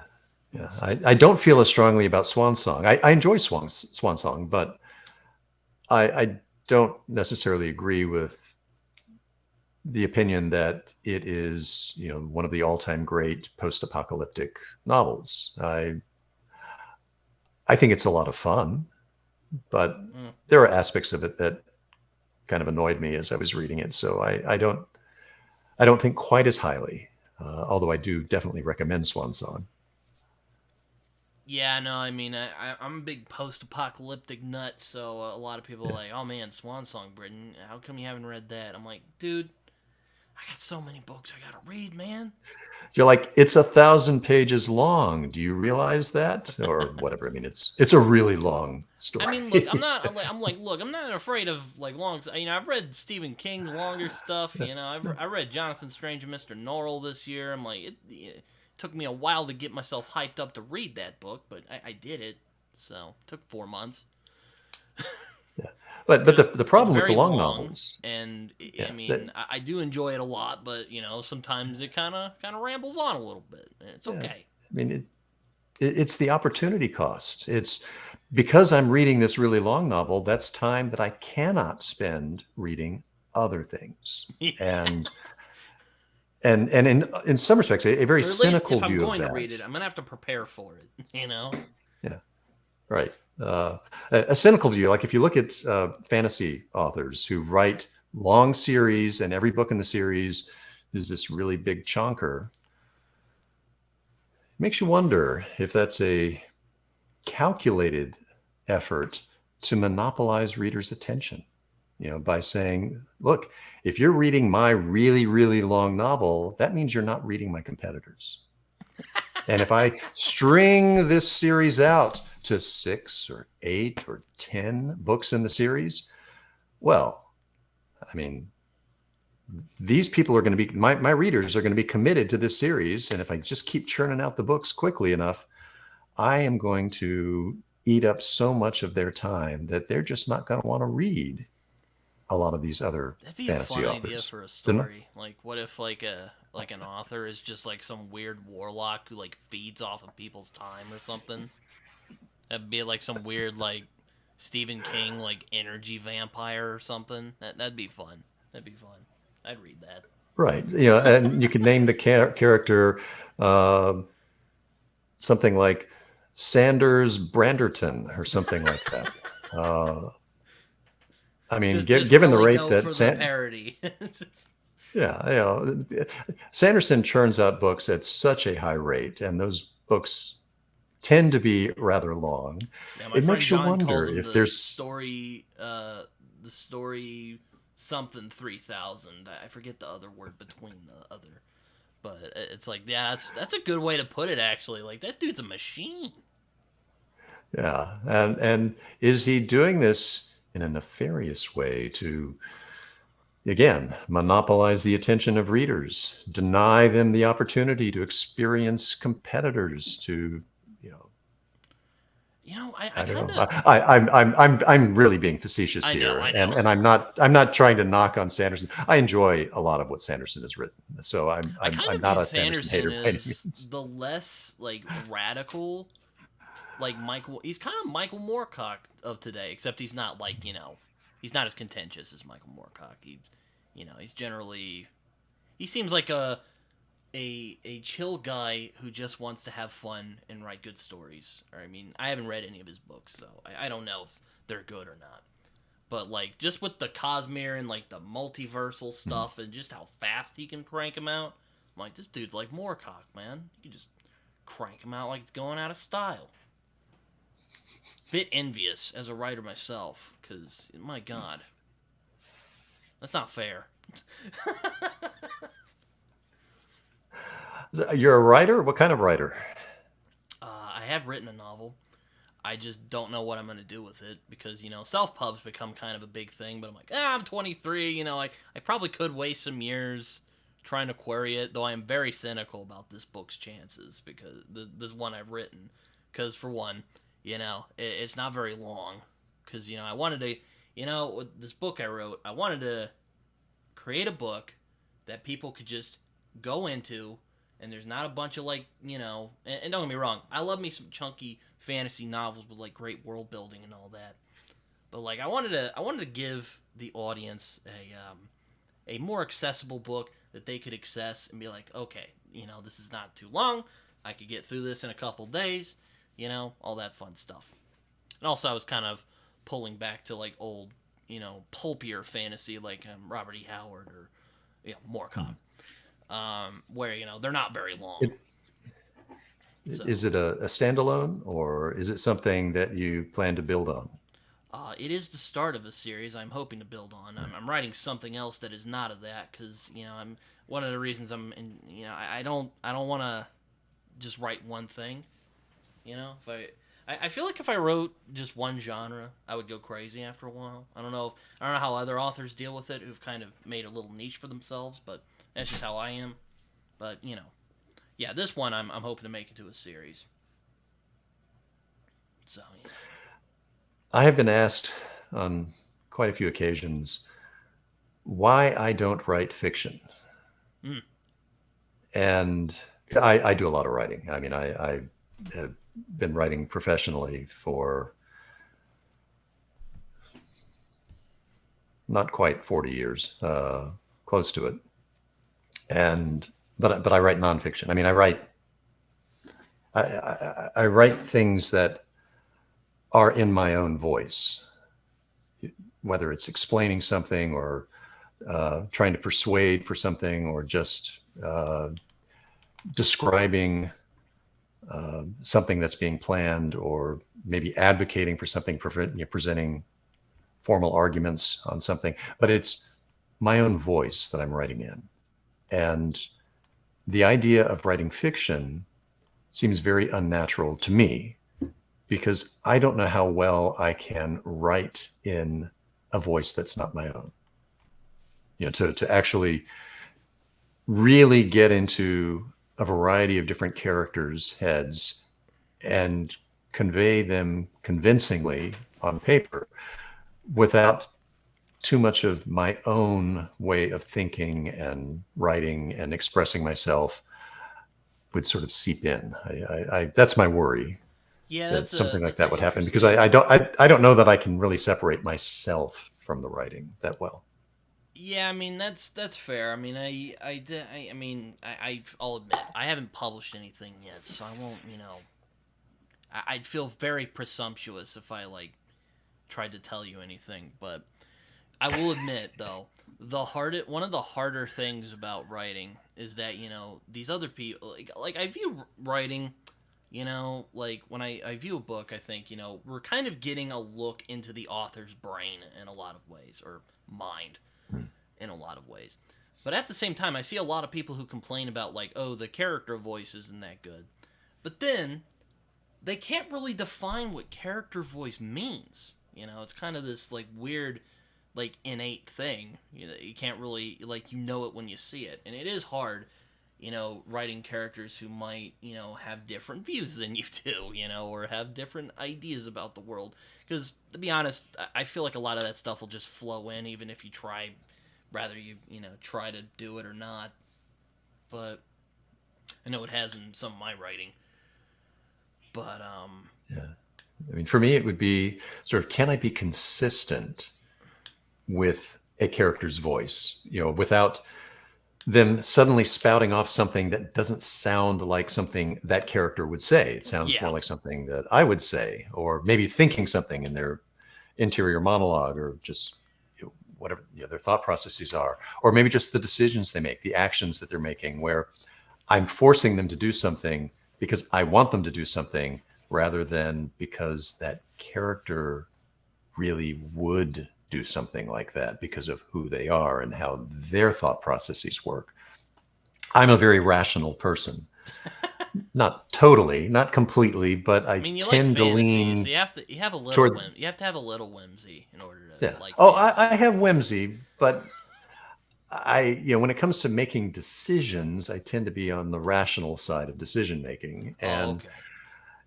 it's hard for me to put myself in the mindset of someone who makes decisions maybe more emotionally, maybe more spur of the moment kinds of impulsive decisions Mm-hmm. that to me feel random, because I'm a more rational decision maker.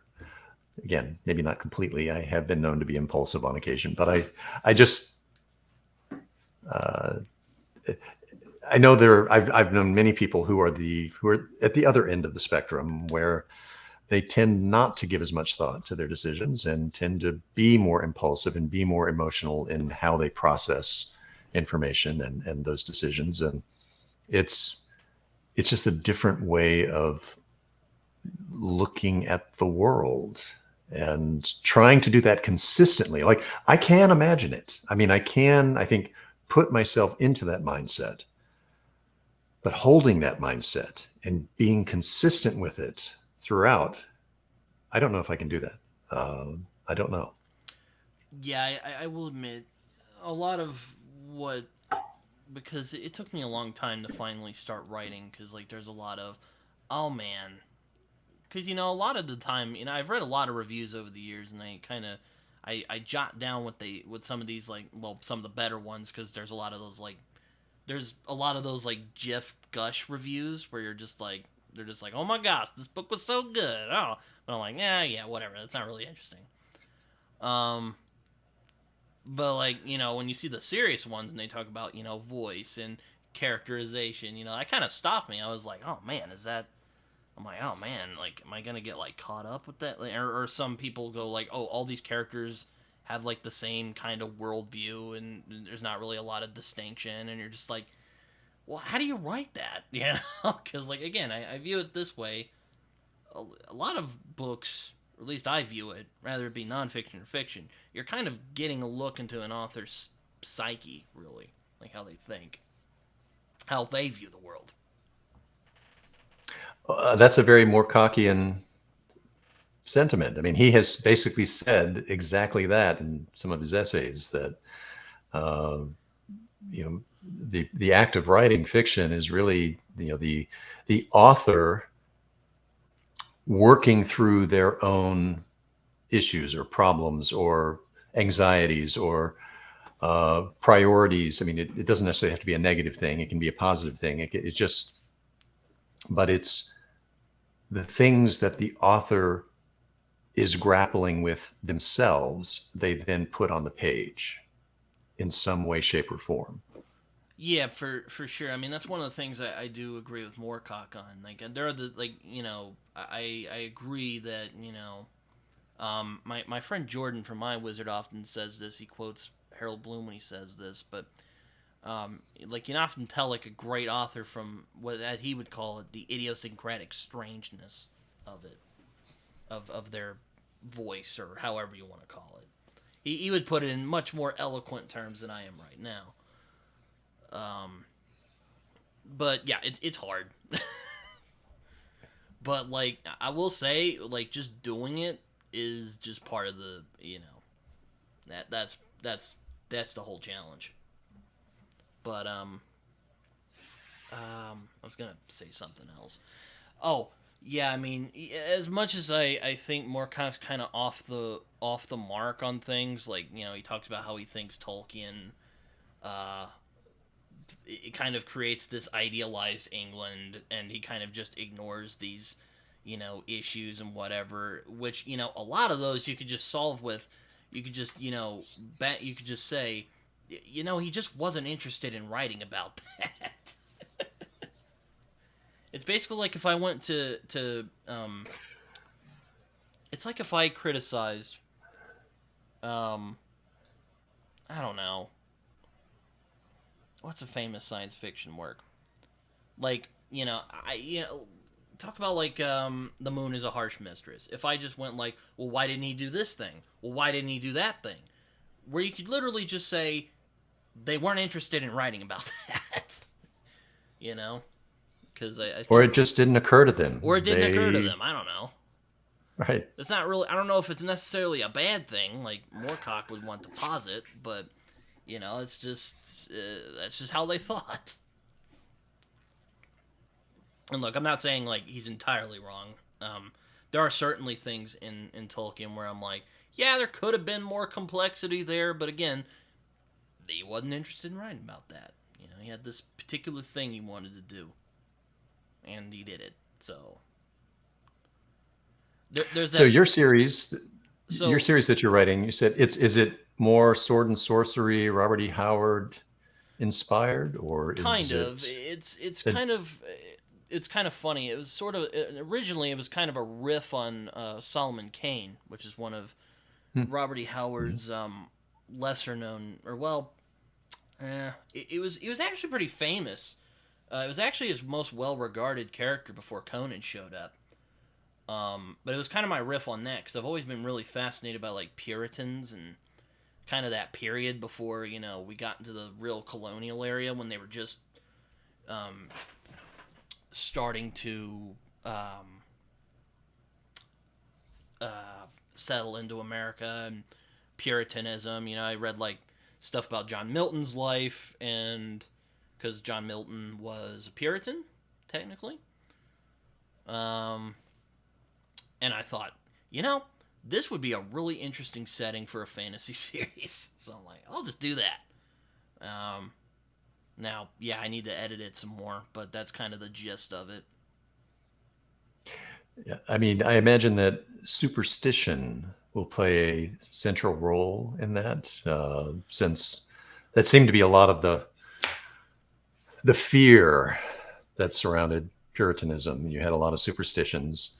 It's actually something that's central to McCammon's Speaks the Nightbird. I mean, there's still that very intense religious superstition Well, for that sure, and yeah, motivates there's not a lot of the action. I'll admit, in this first draft, I remember just going, I don't think there's enough of that, so I might add some more of that kind of superstitious angst in there, a little bit, maybe a little bit, because I think I mean, because this is the first piece of writing like I'm actually okay with, because there's the old, because let me tell you, people say writers are their own worst critic. That is true.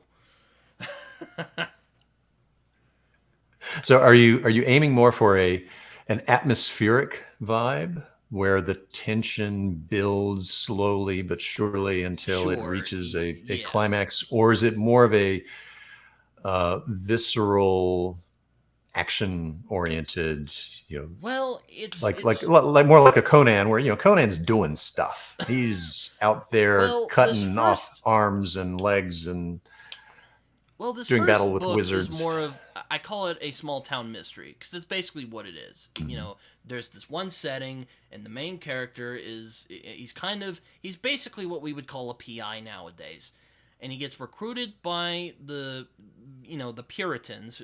They're basically Puritans, because I don't know, Puritans are, I find them fascinating, but they're like the religious order, and they're like, we can't really do this because we've already sent a couple people to do it. They've disappeared, so we're sending you because you're kind of this weird wild card. And he's basically got no choice because he's in jail at the beginning, so he's like, fine.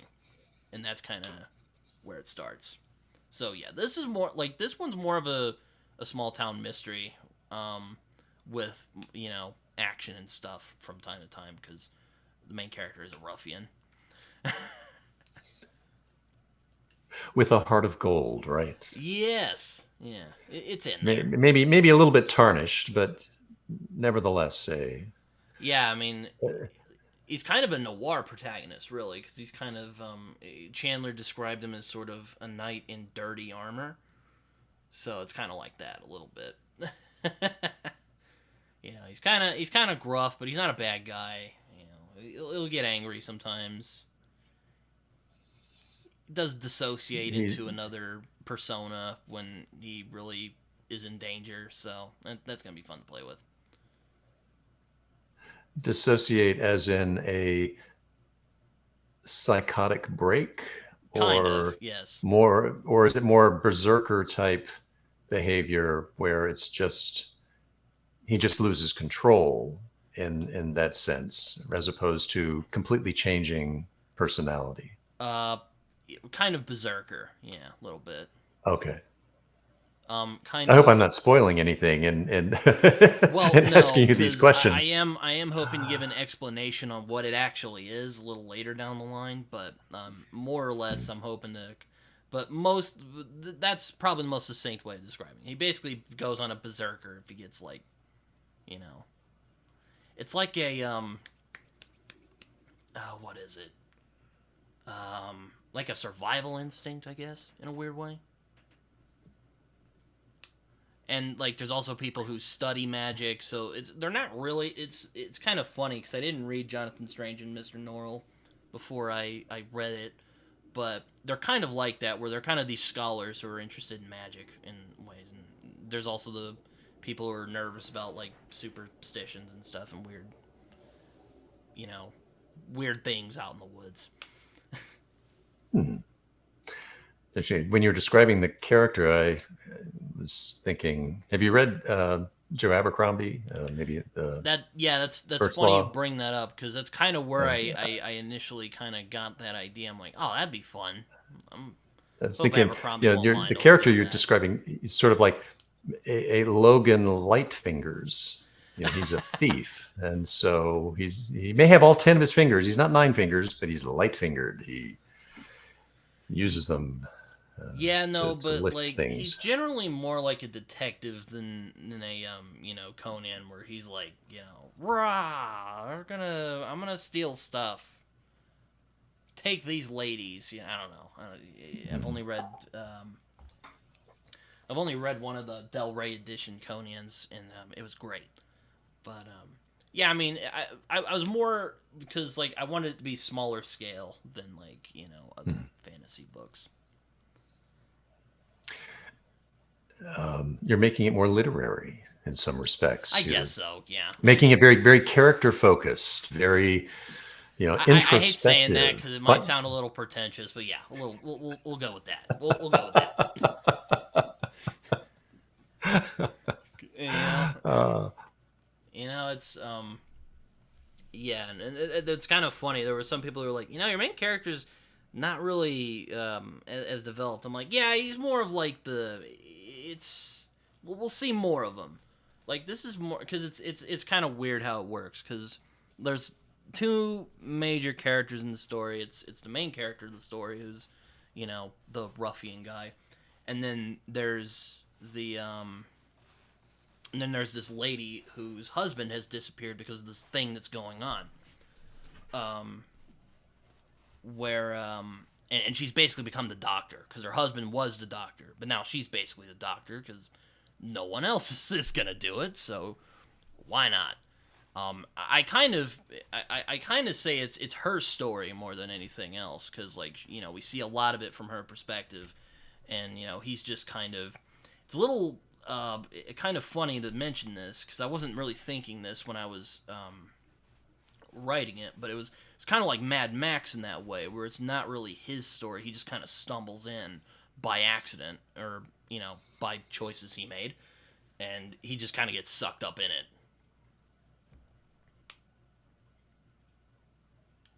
Did you hear all that? Sounds really interesting. I did. Okay. I'm processing it. You were That staring pretty hard for a minute. Yeah, I was trying to imagine this in that Puritan setting, going, okay, this could be a very interesting. Yeah, there were some people so- who were going like, dude, there weren't women doctors in that time, and I basically shushed them like, it's fantasy, go away. Like, I can do what I want. I have to admit that thought did cross my mind. And depending on the how much historical research are you doing? Are you researching what actual medical practices were back in the Oh yeah, I 17th did century? that. I read like I read the I read I read the Scarlet Letter. I don't really like the Scarlet Letter, but it's very good for capturing what Puritans are actually like. So it's not all bad.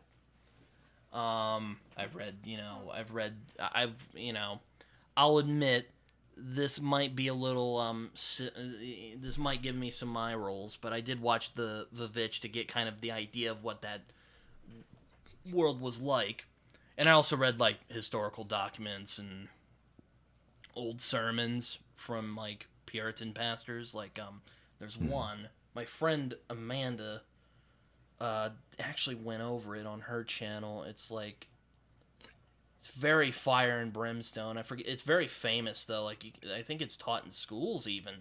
It's kind of surprising. I forget what it's called.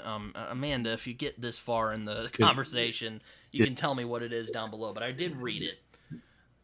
Is this something written contemporaneously back during the early sort of colonial period Yeah. here? I mean, was it some of the writings of, say, Cotton Mather or some of? It's like sinners being saved by an angry God or something. Let me look it up. Sinners being saved. I feel this. I get kind of flustered when people. Yeah. There's other books I would like to read, like Mason and Dixon by Pynchon. Pynchon, yeah. Yeah. Or or Argyle by Volman, because like apparently that takes place during that time. So yeah, or I also read about like John Milton and his life story and how he kind of, because like he was a Puritan, believe it or not. Yeah. And Have you ever read Pilgrim's Progress by John Bunyan? I have not. It's but I've heard one of of the classics of early literature, and it's not too long. Or maybe the version I've read is an abridged version. Maybe I'm not entirely sure at this point. Oh, it's called Sinners in the Hands of an Angry God by let me look. What's this guy's name? Jonathan Edwards. That's the guy's name. Though, yeah. And it's also interesting, Well, because I've watched a couple documentaries as well, because, like, we get this idea of Puritans, and, we think of, like, the Crucible, when everyone's just freaking out and murdering people because they, like, think they're witches. But, like, a lot of things, like, personal responsibility and, like, freedom of speech and all this other stuff, that came from them as much as it came from, other sources. I mean, Romans were also concerned about, freedom of speech as well, but, like, they were really the first who kind of came up with that. Or just came up with the idea that, hey, we should be allowed to freely express ourselves. I mean, that's why they went to the colonies in the first place, is they wanted freedom to worship because, the Catholics in England weren't letting them.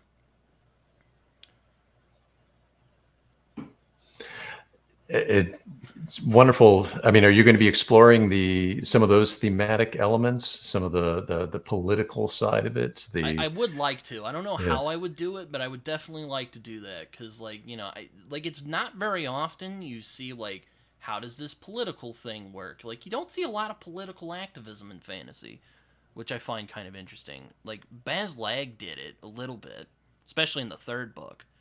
But you don't see it very often. I think I'm like, oh yeah, I could do that. Or maybe I don't know if I would do it very well. I'd have to do some more research before I get in on that.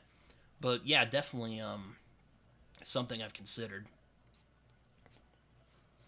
Also, I would like to read Oh, Speaks to Nightbird before too long. Get some like ooh yes, you know.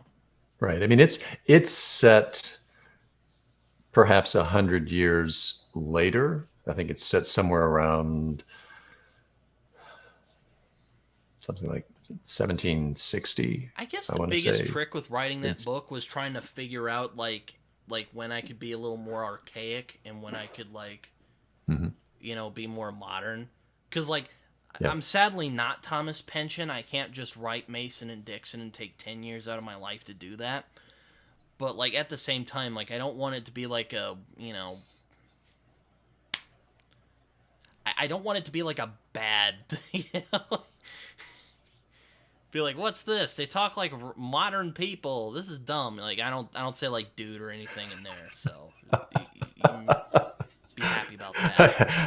I'm glad to hear that. I mean, that's another pet peeve of mine when you know fantasy books have dialogue that sounds way too modern. Now, I don't have an issue with dialogue that is only partially antiquated. Where they Or throw I'm not in, gonna. I don't know if you've seen The Witch by Robert Eggers, but I'm not gonna do the whole Shakespeare, you know, yeah, dynamic pentameter thing. I'm not doing that. Like, yeah. I just don't have That's the overkill, time to try right? I mean, or the skill. pure I don't think. historical accuracy, I think, is a mistake. I think it undermines the storytelling because the audience is not, the readers really aren't prepared to absorb the dialogue in that way. But at the same time, if you're giving them dialogue that is completely modern, I think you're also doing a disservice to the story because it undermines the atmosphere, the historical atmosphere that you're trying to establish in that setting. I mean, that's an issue I have with some of the fantasy novels that I've read in recent years, that the authors are trying too hard to cater to readers' modern communication style, Yeah, and I mean, and I just I read. think it's too much. I just read. Like I said, like you said, I just read Jonathan Strange and Mr. Norrell. And one of the things in that book is that it feels. I mean, I'll admit my knowledge of Regency Britain, UK, is a bit limited, but it felt very authentic without and it didn't turn into like modern. There wasn't a lot of like modern stuff in there that really broke the immersion. I agree. Even if Right? I thought they were a It's bit been long, even if I thought they were a little long-winded at times, I remember reading like a Dickens novel. I'm like, yeah, that's how they talked, so I guess that makes sense. yeah. It's been a while since I've read Jonathan Strange. I read it shortly after it came out. So it's been almost 20 Oh, years since I've jeez. read it. So my memory is a little bit fuzzy on it. But from what I recall, the writing style is very similar to the style that Jane Austen used, and some others from that time period. I mean, I think there's some Dickensian echoes in a few places, but I think Austen is a relatively apt comparator. And so, if you can read Austen today, then you probably shouldn't have a problem with Jonathan Strange, and vice versa. If you can read Jonathan Strange, then you can read Austen. Austen is actually an easier read than Jonathan Strange because uh, Clark adds in all the footnotes and other stuff, and her storytelling's a little more elliptical. It's not quite as straightforward as Austen is. Uh, but Jane Austen, even though she was writing 200 years ago, yeah, 200 years ago, I didn't do the math here, 200 years ago, is still very readable today. Uh, it's really surprising to me going back and reading some of her novels now, just how natural they seem. Like there's not a communication barrier, at least for me, reading those novels. Now it may be because I have seen so many different film adaptations of books or just stories set during that time period where the dialogue was written in a way to kind of mimic that style, that it's like I can adapt to that really easily. It's not unnatural for me. That may not be true for a lot of younger readers today who maybe haven't had as many opportunities to be exposed to those different communication styles. Mm. But I think it if you can capture even just that modest degree of formality in the communication and in how they speak, I think that's fine for setting the time period. Even though you're still 100 years away. I mean, you're or more than 100 years away, depending on when exactly in the Puritan era you're setting it. But uh, the communication, the speech patterns and vocabulary and dialects didn't change all that much. They changed some, but you probably don't need to go too far into the weeds of finding all of those obscure, vocabulary terms that they use that are now completely archaic, and instead just pitch yourself for a little bit more formal style than what would normally be used today, and obviously include references to whatever household implements they have and other tools and methods of transportation Yeah, using like the I actual say they terms had that they like an used. apartment. I don't know if that was a thing back then. I would be shocked if it was, but because she kind of lives in a little. She lives in like a. It's basically an apartment. Just back in that time. Or did she live in an attic? Or did Probably. she live in a loft? Or did she lived in uh, whatever? Apartment seems like a much more modern term. I don't know Well, I the don't say the apartment in the etymology of that. book. It's just kind of Oh, how oh, I. okay. I don't say that I don't say that in the book because like I tried. I was very conscious about I'm like, all right, I'm gonna try and make this like not modern. So I had to like candle lights and stuff because I'm like, this is because like really one of the things I'd like to play with in this series anyway is the changing of the time really. So we're going from like swords and knights and all that to guns and flintlock and So gunpowder. you're right at that transition. Yeah, Yeah. like we're right there. Like there's still people fighting with swords, of course, but like they're starting to feel, oh, what are these things? Oh, they shoot things. Oh, they kill people. That's Yeah. weird. They pull out the blunderbuss and load it with rocks and pebbles and shards of glass and I also read about fire it at like people. Native American myths and storytelling as well, because there's going to be Native Americans in this, and they have their own weird spirituality and magic, so it's going to be fun. Well, you really need to read McCammon Speaks the Nightbird because that's an element there too.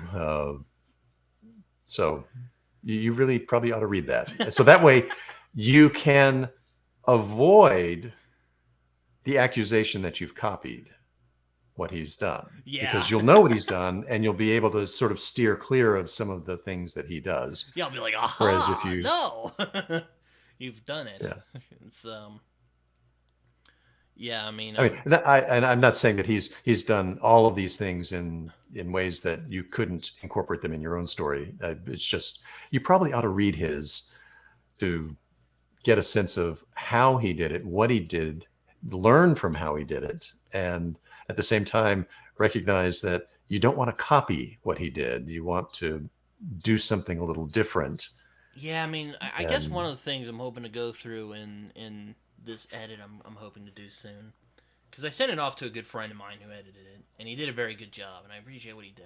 But now it's going to be like me and like my dad, and we're going to look at it, which is, I'll admit, a little sad to admit that, but that's where we're at right now, because, like, you know, I mean, I have money, but, like, I'm trying to, like, you know, whatever.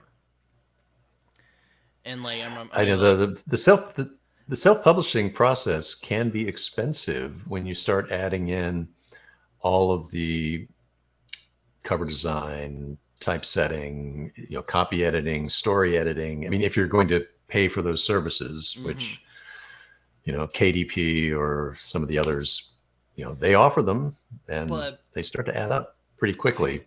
One thing I want to read soon is From Elfland to Poughkeepsie by... Because I remember Philip Chase talking about it, and he said one of the points in that is language matters when you're writing fantasy, and that's something I've tried to keep in mind with my own excursions into the genre. Because if they talk like everyone else, or if the story was written and there wasn't much that made it stand out, then people won't be convinced. Right, and that's Ursula Le Guin's essay, and I agree with that. That mirrors very closely my own feeling that it doesn't have to be perfectly accurate from a historical standpoint. I've given how up they on speak. that. I'm just combining things that there might be a little revolution coming on in the future. Wink, wink.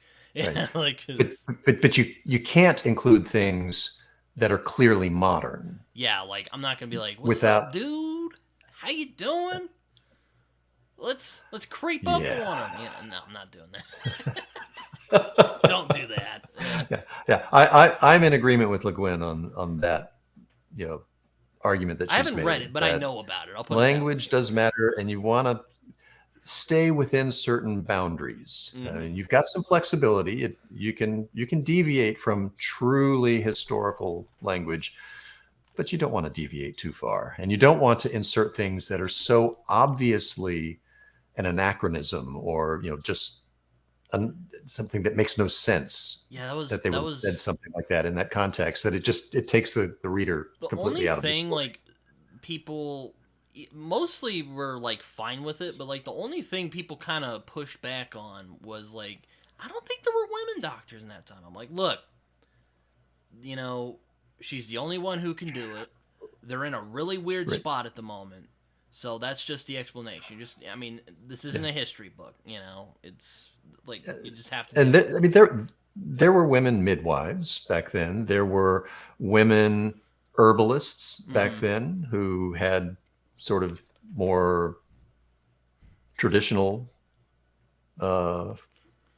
medical training. Traditional meaning folklore tradition, not modern scientific traditional training. Yeah, but that was also during the Puritan really era, hard. they didn't. I'm trying not to do the modern science, but it's kind of creeping in there a little bit. But I think it was okay. Yeah, I mean, one of the early sort of founders of the U.S. was a gentleman by the name of Dr. Benjamin Rush, and he, I think, was from Boston, if I remember correctly, but he might have been from New York. But he was one of the kind of intellectual and just and very fervent supporters of the colonial or the colonists looking for independence. And he was, and I mean, this is again late 1700s. He was a avid practitioner of leeching. Oh, You know, geez. get those leeches on them. Yeah. A famous quote by Dr. Benjamin Rush was, if you bleed a patient long enough, eventually he'll relax. Think about that. Yeah, it's true. If I you know, bleed a I know. patient It's long just enough, like, just think eventually about someone he'll saying that relax. nowadays. They would be, yeah, no, it's funny. Yeah. So the doctors of that era might actually have been less capable than some of the herbalists, some of the people who practiced Native American uh, kinds of medicine, where there was a heavy reliance on, uh, like I said, herbs or tree bark or poultices made from very specific types of plants and maybe specific types of clay, soil that could help prevent infection. I mean, there are so many good natural remedies out there that were known and practiced, even if they were sometimes viewed with skepticism or even some suspicion as witchcraft. But that would be a fun thing to explore if you can. There's one thing I would definitely love to do in the future is do like short stories, very much in that kind of Howardian vein, where it's just him kind of, or even Hellboy if you read comics, kind of him going on little weird side adventures. There is definitely some I would like to do in that vein. Maybe someday. I just haven't found the time or inclination to really like, you know, conceptualize them yet. Also, it Are kind you of going to bring also I want to in? wait to do that because it kind of bugs me when I see like particularly self pub authors put out like the novellas to like tease people to go read their books. Just put out the first book, man. But anyway, yeah, it probably makes me a little hypocritical there, but that just kind of bugs me a little bit. Well, I am really enjoying this conversation, but I'm gonna have to bring it to an end Oh soon. I, yeah, I was I, I just have about to to say the same go thing. I'm like, yeah, run. we're going a little bit. But this has been fun though. I appreciate this a lot. I appreciate your patience with me during this weird time. Oh, not at all. This has been fun, and loved learning about your literary undertakings here. That's going to be fun to see when it. Do you have a timetable for when you think you might publish it? I don't know yet. Maybe next year. I don't know if I decide to go the self pub route. But if I do, I'll send one to you, and then you can nitpick all the anachronisms about it. You, I probably won't talk about it on my channel. I mean, you can I send me won't an say I email. won't say never. It's just my channel, as you know, generally focuses on older stuff, Well, and there's yeah, not a no, whole lot of you can send me talking like an about new email stuff. or something. That's fine. Anyway, On the other hand, if you completely blow me away, knock my socks off, and I'm like, this is a masterpiece, well, I might actually say something on my channel. But as you know, that's not what I generally talk about. um, all right. Well, before I let you go, if you have any social media you want to promote before we get out of here, feel free to share. I I am actually a social media skeptic. I don't do social media. The only social media I do is YouTube, and that I only entered obviously just a couple of years ago with a great deal of reservations and trepidation.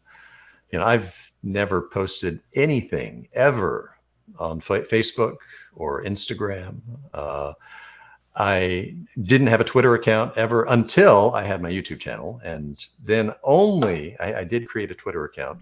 but only because it was the only way to get access to the tier maker website where you can do the tier ranking, you know, using the, you know, you upload your images of the covers of the books, and then you can put them in all the color coded tiers that are commonly used in videos. And I use them in a couple of my videos. I use them in my Guy Gabriel K tier ranking video, as well as in my Neil Stevenson tier ranking video. But the only way you could get access to Tier Maker, that website, and to create your own tiers rather than using something that someone else has created, was you had to be able to log in with a social media account. Like, yes, but I don't have any social media accounts. I don't use social media at all.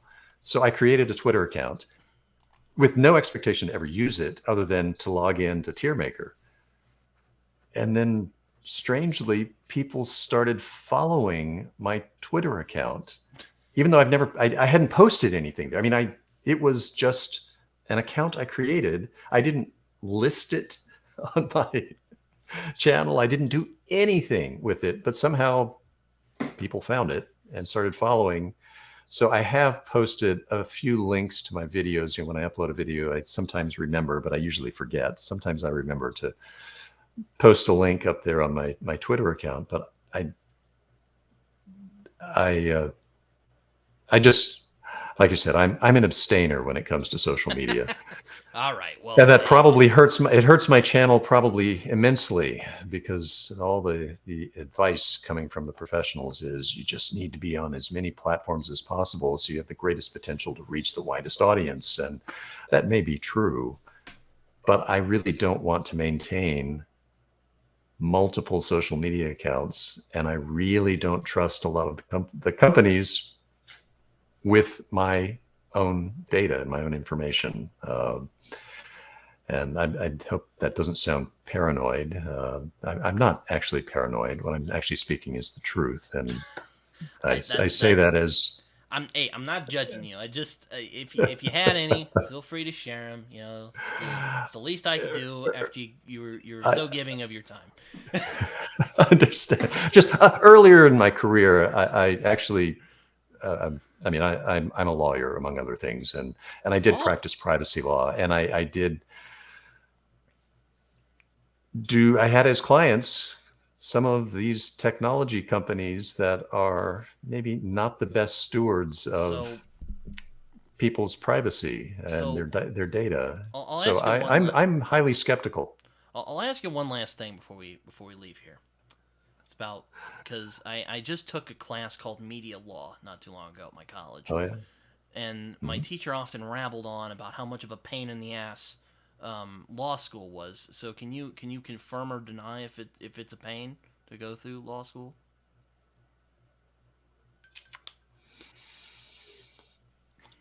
I have a mixed answer on that one. I had, in some respects, a tremendous amount of fun in law school that had very little to do with studying law. I mean, there were some wonderful clubs and people, friends I made, and just there were some really, really positive aspects. I guess I should say, like, actually taking like law courses is what I should ask. Right. So if you get to the actual study of law, it's law school is maybe not a complete waste of time, but much of it is a waste of time, which is very frustrating. So the absolute best classes to take in law school are the practical ones, the ones where you are actually doing the work of a lawyer, where you're actually learning how a lawyer does their job. Okay. And you don't get those at all in the first year of law school. First year of law school is a core curriculum. You're learning about contracts, you're learning about civil procedure, you're learning about tort law, you're learning about constitutional law. You're learning subject matter law, which is all pretty much historical. This is the law as it's been decided in all of these cases over the last 200 years. And it's interesting to learn that. It's interesting to be exposed to that. So I'm not saying it's worthless. but it doesn't actually teach you to be a good lawyer. You learn to be a good lawyer by being a lawyer. And this is one of the things that I really love about the Matthew Corbett books by Robert McCammon, is that law clerk, he's an apprentice to a judge, a lawyer. And that's how he's learning. He's learning how to be a lawyer because of that apprenticeship. You're making me more excited to read Matthew Corbett. You and John from Talking Story are really exciting me to read that book. It's a great read. I do fully endorse it, and I agree with John on that. Absolutely. But learning to be a lawyer, you don't really learn that in law school, with the exception of some of those practical courses that you get maybe in your third year of law school. And you can't load up entirely on those. There just aren't enough of them. And so to become a lawyer, you then, after you graduate from law school, you have to take the bar exam. Well, the bar exam is essentially a rehash of all of that subject matter law that you took in those 3 years of law school. But you know what? You can learn all of that subject matter law in an 8-week prep course just before taking the bar. So there are companies that offer these bar exam prep courses, and it's a crash course, and you do have to study, and you have to, I mean, it's a lot of work, but it's only 8 weeks or something like that, maybe 6 weeks, 8 weeks, something.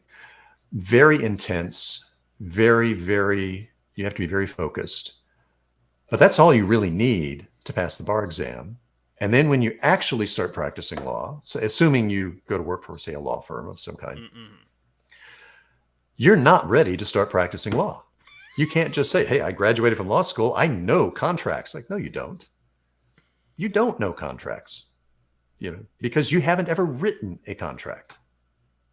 You haven't ever actually interviewed a client to understand the risks inherent in their business or their situation that the contract is intended to mitigate. There are so many things involved in the practice of law that law school does not teach, and makes law school more of something of a rite of passage. But for the most part, it's just a screening tool for big law firms and big corporations to figure out who do they want to hire. Okay. They put you through a really brutal process, and the ones that stick to it and keep their nose to the grindstone and focus on making the best grades they can to demonstrate that they are going to be a great lawyer, even though, quite frankly, grades do not correlate with being a good lawyer to a large extent. I know people who made good grades, but I wouldn't consider them very good lawyers. And I know some people who made okay grades and are outstanding lawyers. Because they're not the same thing. But for the employers, the ones looking to hire law school graduates, they're looking for good grades coming from a really good school, a reputable school that is going to give them the best chance, as they see it, to hire a good potential lawyer. Now, what they also don't tell you is when you get hired by these big law firms, one of the reasons why they really like the ones with the best grades is because they generally do what they're told. Because they're the ones who, they're like, I'm going to be very diligent and conscientious, and I'm going to do all of my homework and readings, and I'm going to study consistently so I can get the best grades on my exams. And big law firms love that, because big law firms are not democratic. Meaning, small d democratic, like it's not a democracy. It's very much an autocracy from the top down. And you enter at the bottom and you basically do what you're told. And they don't want independent thinkers. They don't want people questioning what they're told. They want people who are basically saying, okay, I'm committed to a career path. I'm committed to success, however they're defining that. And so to achieve that success, I need to do what I'm told, which is why I said some of the best lawyers I know didn't have some of the best grades, I but they're see. very good thinkers. They're very independent thinkers. They're very creative thinkers, and they question things. So if you are contemplating going to law school, maybe this Well, is what I a was little gonna bit of perspective on well what you can expect. well what I was gonna say is after taking that class, which was only a month, and it didn't even I was like, I'm not gonna be a lawyer. I don't think I could do that. But anyway, I don't mean to hold you for too much longer. We've already blown the time limit I like to go for. So, Bridger, thank you very much for coming on here and Sure thing. giving some of your time. I, I have other things I'd like to do today, though, but we should meet again. I'm sure I'll find something. We can hang out again. I've enjoyed it. Take care. All right, you take care of yourself. Till next time.